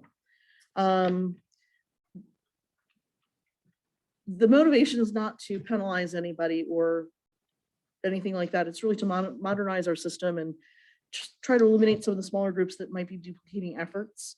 One of the things that has come to our attention more recently is that we have a sustainability advisory committee, and most townships actually have an EAC or an environmental advisory council, excuse me. Thank you, Mike. And an EAC does similar function as an SAC, but they're eligible for applying for grants. And this would bring us more in line with other municipalities. So I'd like to know if the board is interested in having this discussion this evening. Is it something you want to do offline individually? So to that end, just to add to that, Madam Chair, I did, and it was in the packet, put together sort of a spreadsheet of, I guess, the 6 or 7 ABCs that we can possibly tweak. For some, it's just not going to be an option. I thought putting something down on paper would help this discussion along because it's been brought up, but we haven't really honed in on anything per se. So, you know, the board can take this at their leisure, make check marks on it and check it out. Obviously, you can do that tonight as well, but there are also universal recommendations down there that could possibly be helpful, or maybe the board doesn't find any of this helpful and they want to do their own thing, but I thought we needed to get something on paper in order to move the discussion along if anything is going to be done at all. Thank you. Should we just take a Comments? one at a Yeah, time? please. Want me to start? This is a discussion we need to have, and I'm interested to hear where you all are on some of these things. Yeah, I think, just starting with the Sustainability Advisory Committee, I would like to see that evolve into the Environmental Advisory Council. I'm actually supportive of rolling Conservancy into that group. And the reason I say that is I spent some time reading through the Environmental Advisory Council kind of sheet, and I was looking at the examples of the activities and functions of an EAC. One is to look at conservation ordinances. One is riparian buffer plantings. Another is invasive species removal, and so on.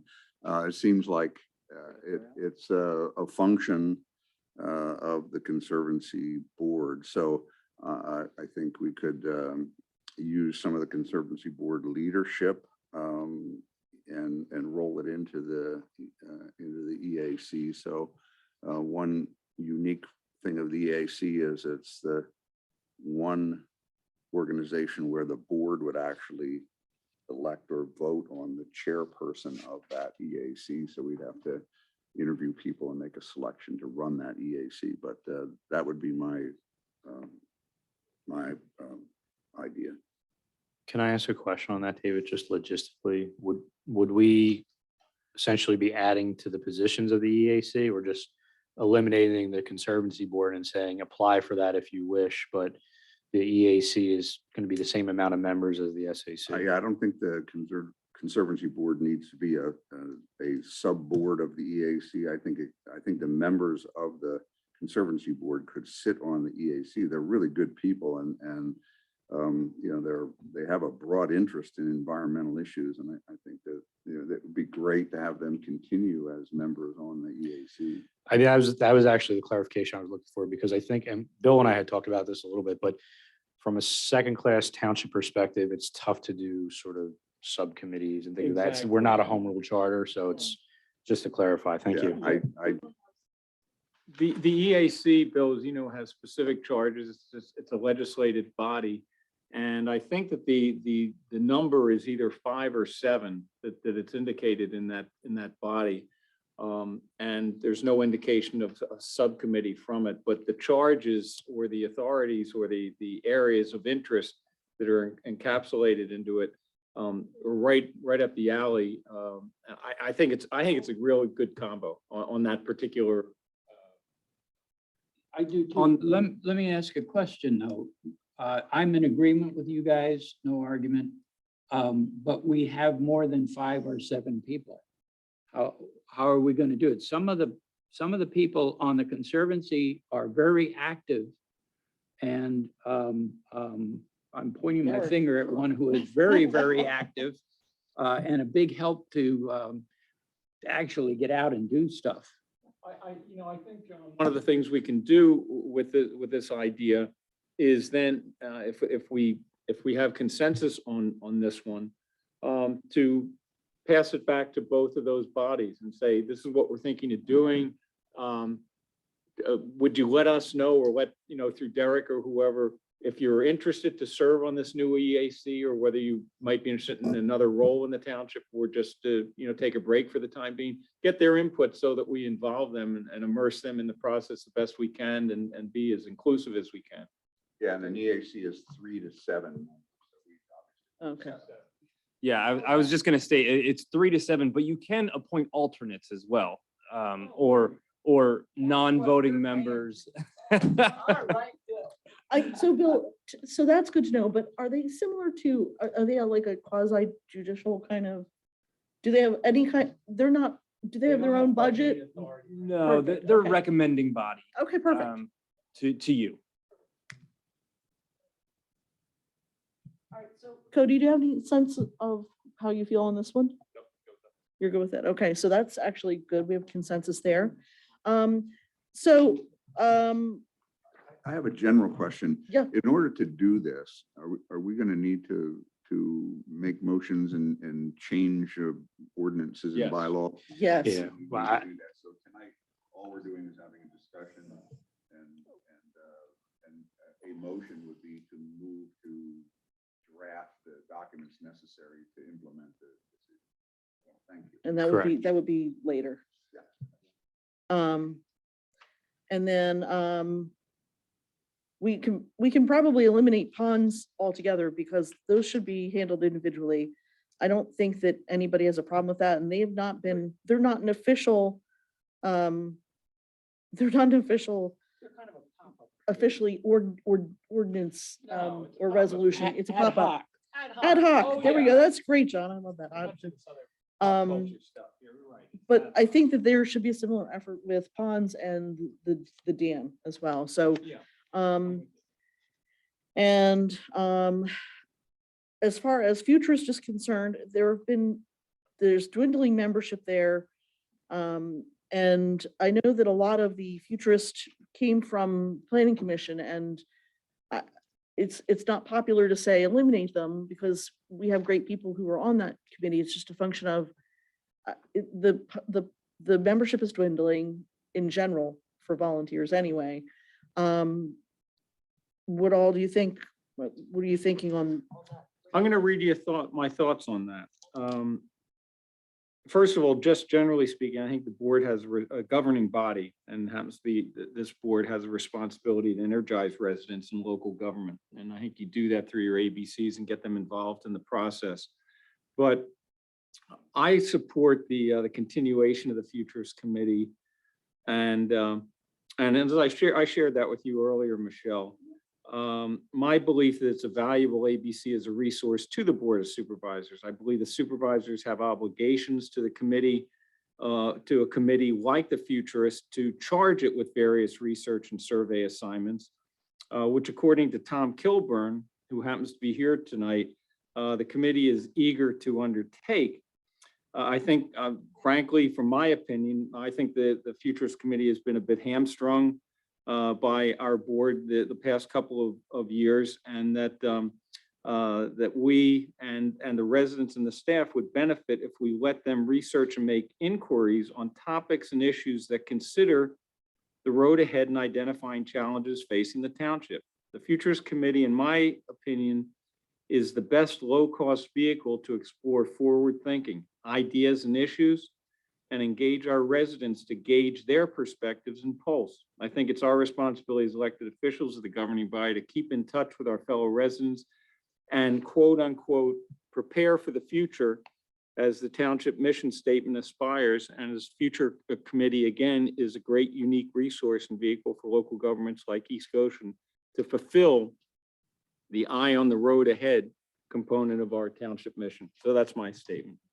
My position is that I think we've gotten tremendous value from the Futures Committee, and we're facing issues. I alluded to one earlier tonight, the accessory dwelling unit issues. There's a trend right now of things called stroads, which are streets turning into roads or roads turning into streets, and how to calm traffic and enhance safety in communities by looking at the way streets and roads are designed in suburban communities. Electrification, electric vehicles and self-driving cars. We got to start thinking about this.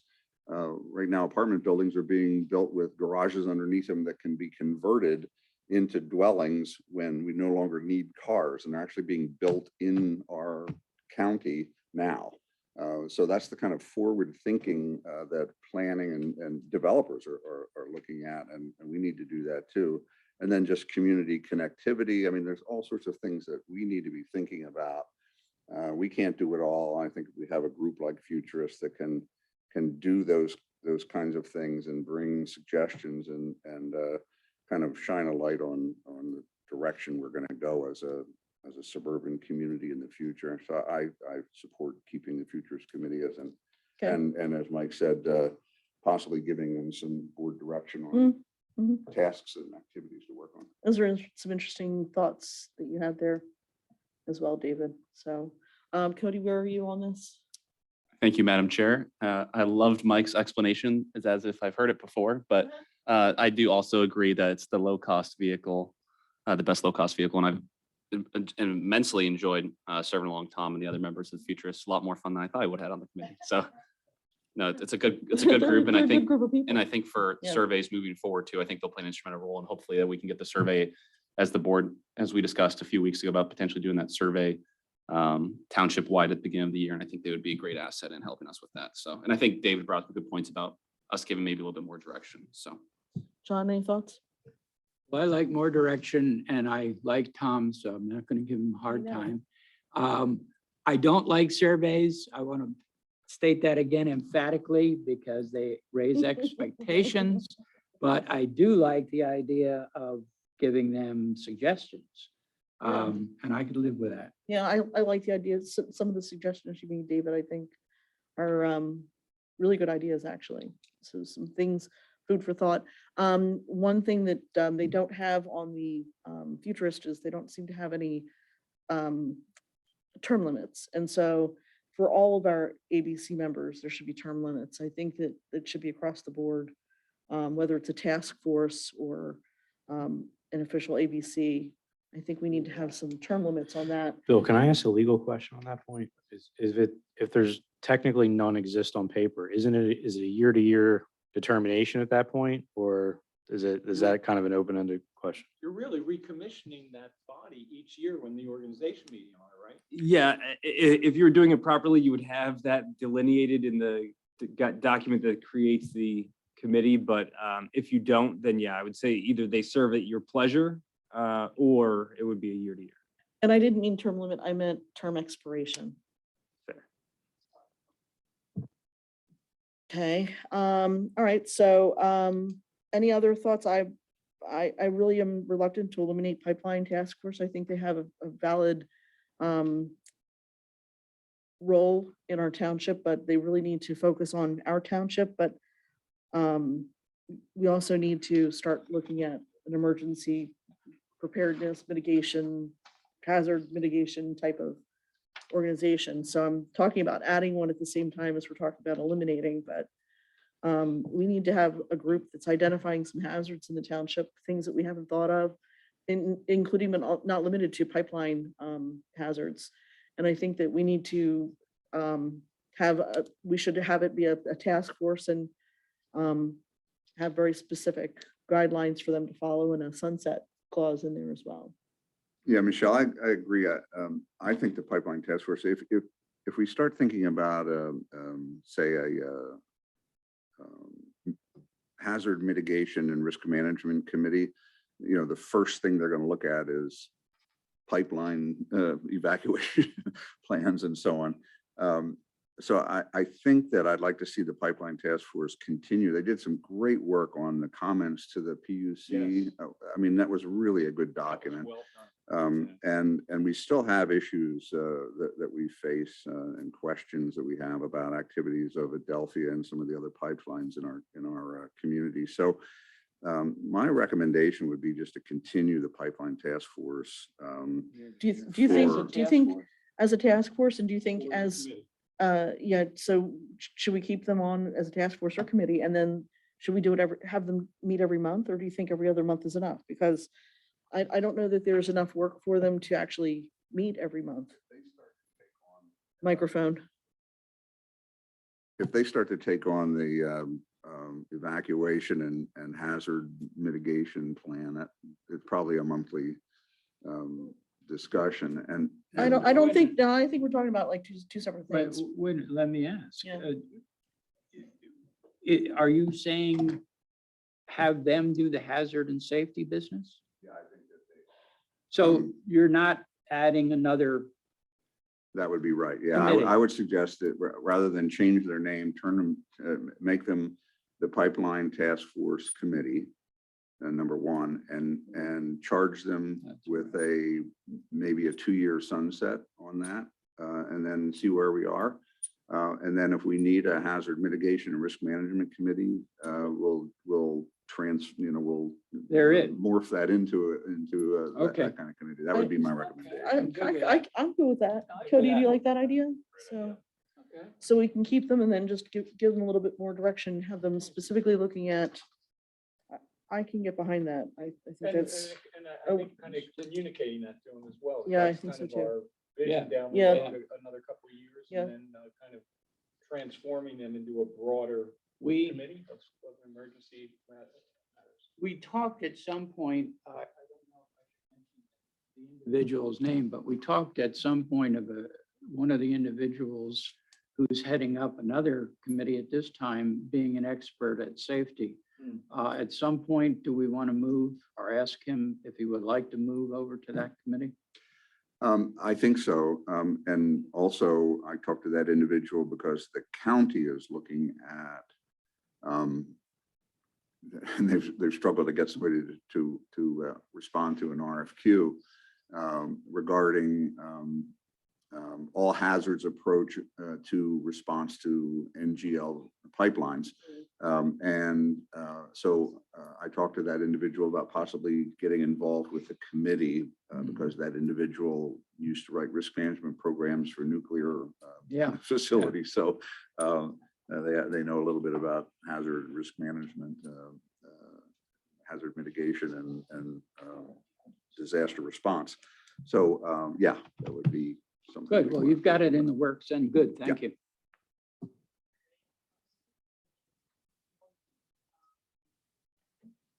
over historical. I wanted to talk about that. So I don't know how many people are on the historical committee right now.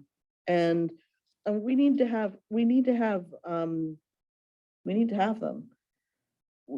But I at the planning meeting in January, I felt like there was only one active member, and he seemed to be amenable to joining in with Park and Rec, and at least maybe infusing a little bit of interest there with Park and Rec people to possibly revitalize historical a little bit. Yeah, the last historical this goes off, the last historical meeting has been canceled because we didn't have enough people.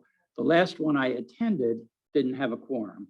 So I think Michelle is right. I think And there are things that they could be doing, but they're not energized. Yeah. When I looked at, Mike shared the historic committee in East Bradford and their super broad, robust activity. And the question I have is, do we need that kind of activity in East Goshen? I mean, is that the kind of thing, if we could just recharter the historic committee with specific tasks? I mean, that what the East Bradford did was unbelievable. And you know, what they, so I'll let Mike speak to that, but if we could kind of re-energize and put the kind of people on that committee that you know, interested in, I mean, those are some serious projects. That these, and I don't know if we have enough historical properties in East Goshen to benefit from that. So I'll just throw that out. But yeah, that's, I appreciate you bringing that up, David. What I would like to suggest is possibly with Bill's input, with Derek, have the staff consider what they think might be the best fit for East Goshen Township with the inventory it has, the and the need for certain tasks or not. In the case of East Bradford Township, we have, well, they have, when I was with them, we have 4 historical districts. 2 of them are certified. So we have a HARB, a Historical Architectural Review Board, that oversees very specific design guidelines and requirements for historic resources. Historic resources, 1, 2, 3 categories, extensive inventories. They just adopted the Pennsylvania Historical Commission design guidelines. They've done extensive videoing of history, a lot of stuff. But they've got, East Bradford has a very rich historical inventory, a couple of hundred units, and there's a lot of activity with restoring these. It seems like it's a completely different environment here, and I don't know exactly what the right constitution is for a historical commission or committee here, and I'd like the staff to kind of wrap themselves into it a little bit and see what would be the best fit. As I understand it, there's nothing in our township code that commissions or ordains a historical committee, unless I'm missing something, Bill. Is it someplace embedded that I haven't seen it? Yeah, so your ordinance, your historic preservation ordinance references them and gives them obligations, but doesn't create the commission itself. Okay. So they do have obligations. They do have responsibilities, and that is to create the historic resource inventory, to update it, you also have a provision in here that allows for historic properties to be used for other purposes, reuse, adaptive reuse, but only through an odd provision that's not in your zoning ordinance that allows, I'm sorry, it is in your zoning ordinance, that allows you to do certain things like an art studio or something like that by conditional use. So that comes to the board, and that requires a trip to the historical commission to get their recommendation to you beforehand. They also have a role in when someone submits an application to demolish a historic property. Yes. And reviewing that. So they do have set obligations, and it's a fairly extensive ordinance. So I don't know that I would recommend completely eliminating them. Because they Mike- do have those roles. I mean, I forgot, but demolition by neglect, the demolition of various structures. But we haven't had many of them come before. How But- is East Bradford bigger than we are, or No. Well, it's why do they it's have not more? bigger geographically, but the inventory of resources. Some years ago, I say we now, but a extensive historical resource inventory was done. It's 3 volumes with it wasn't Friends. I'm trying to think of I can't think of the historical consultant that we used. Well, no, his name slips my mind, but there's a very extensive inventory of historical structures. And as I say, there are 4 districts, and these aren't just small districts. The 2 of the certified, two of the certified districts are rather contained, but they're also very regulated. The larger other two historical districts are, hundreds of acres with the various resources in them. It's the same size geography, essentially, the two municipalities, but it's just a different, you have the Battle of the Brandywine very close to where that occurred. There's a lot of activity that occurred there. So it just is, and it's been, richly resourced by the elected officials over time, and it's been a very active historical commission, so that they've. You hit a button for me here. You mentioned Friends. And I think we voted to approve signs for the Friends. And I thought. Oh, when I said historical- Friends, I meant Friends and Friends Okay, Architects. not- well, that That started. cued you, okay. Yes, it did. And I haven't seen anything. And the historical committee was the pusher on that. They were the first ones that the Friends came into and made the pitch to. And I haven't seen anything happen there either. So And John, let's see, what, I've been on the board now, I'm in my 6th year. And from the very get-go, even at that point in time, when I first came onto the board, it was, there was a falling out of the prior, I don't know what occurred in the prior administration of the board, and there were resignations and it lost its energy. Then we started to reconstitute it a little bit, but it just, it hasn't developed any inertia. And I don't know what the answer is, except part of the answer may be there's just not that much activity, or there isn't that much energy going in to create activities that can, create momentum for it. Well, So I don't know what the answer is. let's- but I agree with Bill that we can't just dissolve it. let's essentially table this one, kick it down the road, but see if we can do something in the meantime, as you suggested, to reinvigorate that. I kind of like the staff to look at, as I said, East Bradford, deep, involved, robust, activity, and just to see if we need it, if they do have probably historic structures in the township, we do. Yeah, my one concern and the thing Bill was talking about mostly were kind of, see if you all agree, reactionary items of you come to us if you have anything. If we're at a state right now where the historical commission can't even get a quorum, if we get a little bit more into the proactive side, are we going to be able to support that with the membership, with the current membership? So that's something that I keep in mind as well. Kind of that two-edged, you get them started, but what if, Where does it go? Yeah. When was the last time your inventory was updated? Because that could be part of the problem. A lot of times, these historical commissions don't do much. They work with a consultant to find these properties. So it could be that they just didn't have anything to do and they didn't have a consultant to go look for these properties with. We're going to have to talk to Mark Gordon on that one. by the way, the consultant is Wise. I can't think of his first name now, but WISE. Is it Robert Wise?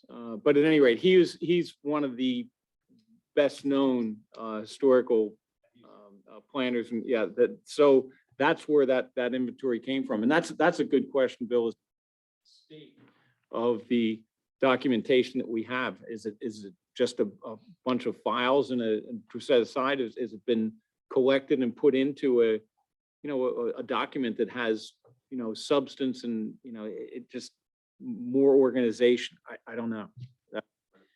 I like the idea of staff looking into, see what you can come up with and get a little bit of history on historical. But it's something you can put on your schedule and just see if you can dig into it one of these Okay. weeks or months. No rush on that though, but, and then some of the other thoughts I'd had, we have to have these ABCs have to quit rescheduling their meetings. It's $60 every time they reschedule a meeting. Oh, yes. And I think that we need to be very clear with all of them that they can cancel, but they can't reschedule. It's just too expensive to do it, because how many have rescheduled this year alone, Derek? there have been at least four reschedules that I know of. Yeah, not historical more. commission, definitely. There's been quite a few. I think, I think that's a charge maybe you leave with the township manager and let that party handle it and say, if someone's coming to reschedule meetings, you say, but I don't know, and as opposed to getting too rigid, maybe there's some reason for it, but if it's a Well, repetitive it's thing, costly and sometimes it is repetitive. Certain ones You're right, do it's change expensive. it's expensive and some of them will reschedule their meetings at just the drop of a hat. And I wonder if they even were aware that there's an expense to when they did that. So just making them aware of it would be I a think that's an helpful important thing. yeah. Madam Chair, can I ask a really quick question? Are we allowed to offer the opportunity for people to Zoom or call in? Let's say people can't make it, but because they're traveling, but they can call in. Would that substitute as being able to hold the quorum? Would that count or? Yes. Okay.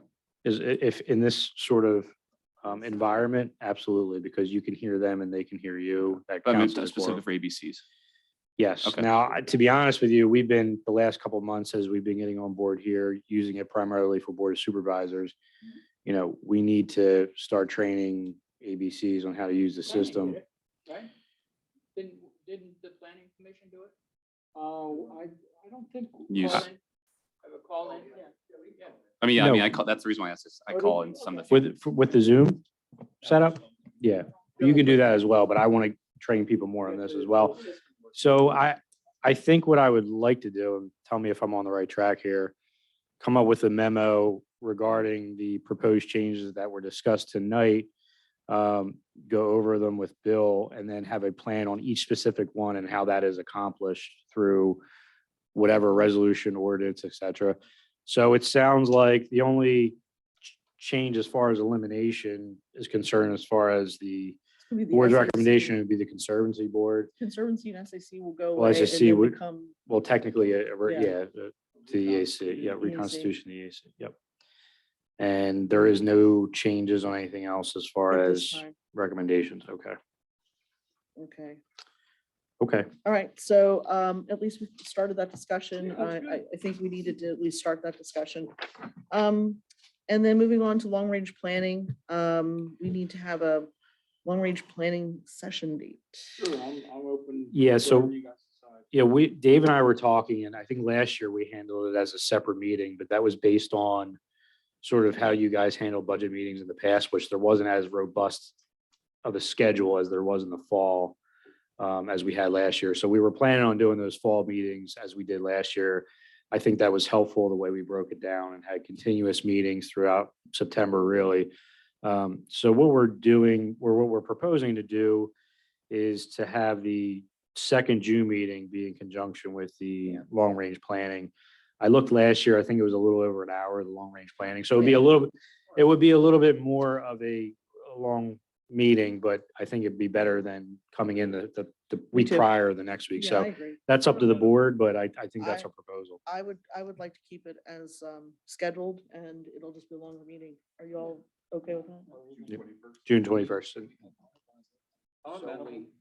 One of our meetings, planning meetings for the budget, was on a regular meeting night, Yeah. but all we did was talk Was- about budget. Yeah, It so that's depends, if fine. it's a light agenda, then we can give Yeah. it, relaxed time. Okay, So I don't need a motion, we Right. can just schedule accordingly. Thank you. right. And then you have an update on the Hershey's Mill? Yes, are you talking about Milltown? Hershey's Mill Dam and The standing issues. Hershey's Mill Dam, the construction is still going. They're kind of working right now pretty vigorously on the side parking lot there.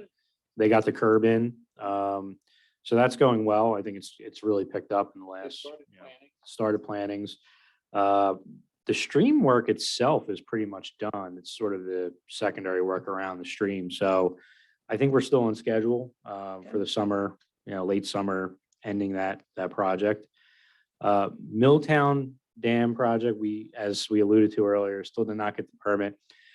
We did get Diane Herron's office involved after the last meeting, or one of the last meetings. Today, I had a conversation with Senator Kane's chief of staff, and they are also going to make an inquiry for us. So we figure we have a state rep and a state senator make some inquiries to the dam safety. And again, they said before April, they felt confident we would get our letter. So we have not yet. And we're just going to Still keep April. pushing. We're just going to keep pushing until we do. Still April, it's still April. It's still April, yeah. And I already gave the update from the residents. They appreciate all the efforts we've gone to. Any other matter, anybody on board? I have two. One's just a notice for everybody and the other is a question. On the notice, the pension committee met and voted to allow the non-uniform defined contribution plan, which is for the employees of the township, to add an option to have the employees self-direct their portfolio. So it gives them a little chance to choose between models of investment and so on. So I just wanted to, just for public information and let the board know that we made that decision. They don't have to do anything. They can, allow the manager to continue to manage the fund, but they do have this option and there's no cost to adding it. And there's no change in the fiduciary responsibility of the board of the township. And that's going to be on the May 3rd agenda, David, for Okay. the resolution in front of this Right, board. okay, but I Yep. just wanted to. Yep. I'm supportive of that. I think that's The, good. the second thing, I just wanted to know the status of the building. Your microphone turned off. It just keeps turning on. The status of the building boosters, the communication amplifiers that, have we done it in our own building? And are we enforcing the ordinance that we passed to make sure the buildings were inspected and? Yeah, I feel like we've. It's a good question for Mark Gordon on the other buildings for enforcement. So we can follow up with him, but. Yeah, I'm gonna have to Our follow you, David. in-house building, last year's budget, it didn't happen, and I put it on this year's budget. We actually had voted on that. We had voted to postpone it because I think Mark recommended during COVID because he couldn't get into buildings to inspect. And it was gonna be what, 80,000, I think, for us to do our own. It was about 30,000, Oh, I thought it was a lot more than that. but, Maybe it was. but it might be 80 now. Exactly. Yeah, we need, that was good. That was a good reminder. Do you have anything? No, I'm good. One quick question before I love to make the motion to adjourn, or one more comment. In regards, I know we're going back to the pocket park and doing interest, I'm fine with that, but I do want us to remember that we do have a couple of proposals for the trail still. And I would like to keep that as priority to finish that before we continue other big projects. I understand we can walk and chew gum, but it's another thing I want us to remember that's, we have a pretty big proposal for that, so. So just, I do have any other matter as well. The May 3rd will be the meeting that we get the proposal back from Pannoni. So any other matter, Jim Williams was in touch with the township resident at Marydale. And he was inquiring on whether the board would be amenable to having a ribbon cutting for the Marydale Pond. So I just wanted to throw that out there if there was any interest in that. I can email you as well, but I just wanted to get it in public. This spring, but I'm sure it's looking great. Yep. And I knew it was. No, he was trying to gauge interest first and then he'll. 7:30, okay? I think it's a great idea. I do too. I think that'd be nice. Saturday morning or something like that. Russ, I see you have your hand up. We're gonna get to public comment in a moment. Also under any other matter, I traveled out to Harrisburg with Jason Lang and his wife Tori, who was delightful, along with Guillaume from Sun Center Studios in Aston, and Debbie Snyder she's the chair of the Park and Rec Committee. We went out to Harrisburg to accept an award for the Park and Rec's Jason's Young Filmmaker Festival. It was a really great event. They recognized a lot of townships for innovative things that they've done. And also got back just in time for me to be able to come up and check out the Westchester Garden Club flower show. So that was really, really nice too. They did a really nice job. They set this whole room up. It smelled great. It looked great. Please don't forget, we have a lot of things coming up, particularly this coming weekend. And if nobody else has any other matter, I'm going to move on to public comment. I have just one. Oh, two Dave, yeah, things. go ahead. Yeah, so I wanted to give an update for the public on the LED signs. We've reached out to Ed Applegate from Visual, and everything was supposed to arrive at his office today, and then he's scheduling to get them to come out, and they're going to do it all in one day. So it looks like we're on track. I think it's not sure exactly how long. He did not He's specify got in to, that he's got to email. schedule the contractor to come out, and once they do that, I think he's gotten everything he needs. So they won't schedule the contractor. So the installation was included in the Yes, price? yes. Okay. And that's gonna be sometime in the next month or so? I would think so, yes. Okay. And then the last thing would be, since we were talking about the Milltown Park Dam project, Chester County has $200 million in their own ARPA funds, and they've opened up a grant submission process, and we have to get it in by May 16th. But I've reached out to Eric Neese from Granite Fleming, and I'm going to try and put a rush on getting the information that I need from him to put it together so we can at least try and get, maybe we don't have to earmark this bond money for that, depending on how much we submit it for. So I think that would be a great use of those funds, and we will see. So I have a question regarding an update on the Hershey's Mill Estates sewer situation. I'd like to know, do we have that engineered or what's going on? yeah, I think the Anything at all? engineering is primarily, we just finished up a lot of the permitting and bidding. Did we? I don't think we finished the bids. I think Mark Miller was looking at late fall on this point, because we kind of missed the window for the winter, and Okay, it's a better project to do when the ground's hard, Okay. is kind of what we were. That's correct. Yeah, it's easier to, Hershey Mill Estates. Hershey's Mill Estates, David's neighborhood. Yeah, they're gonna wait for the ground. to get hard. You're right. Yeah. Any other matters from the board? Then I'm gonna open it to public comment, and I see, Russ, you have your hand up, but let me see if there's anybody in the audience. Russ, it's all yours. Pam, you can come up. Oh, Pam, sorry, come up. I didn't see you wave your hand, Pam, I'm sorry. I looked away just as you were doing it, I think, sorry.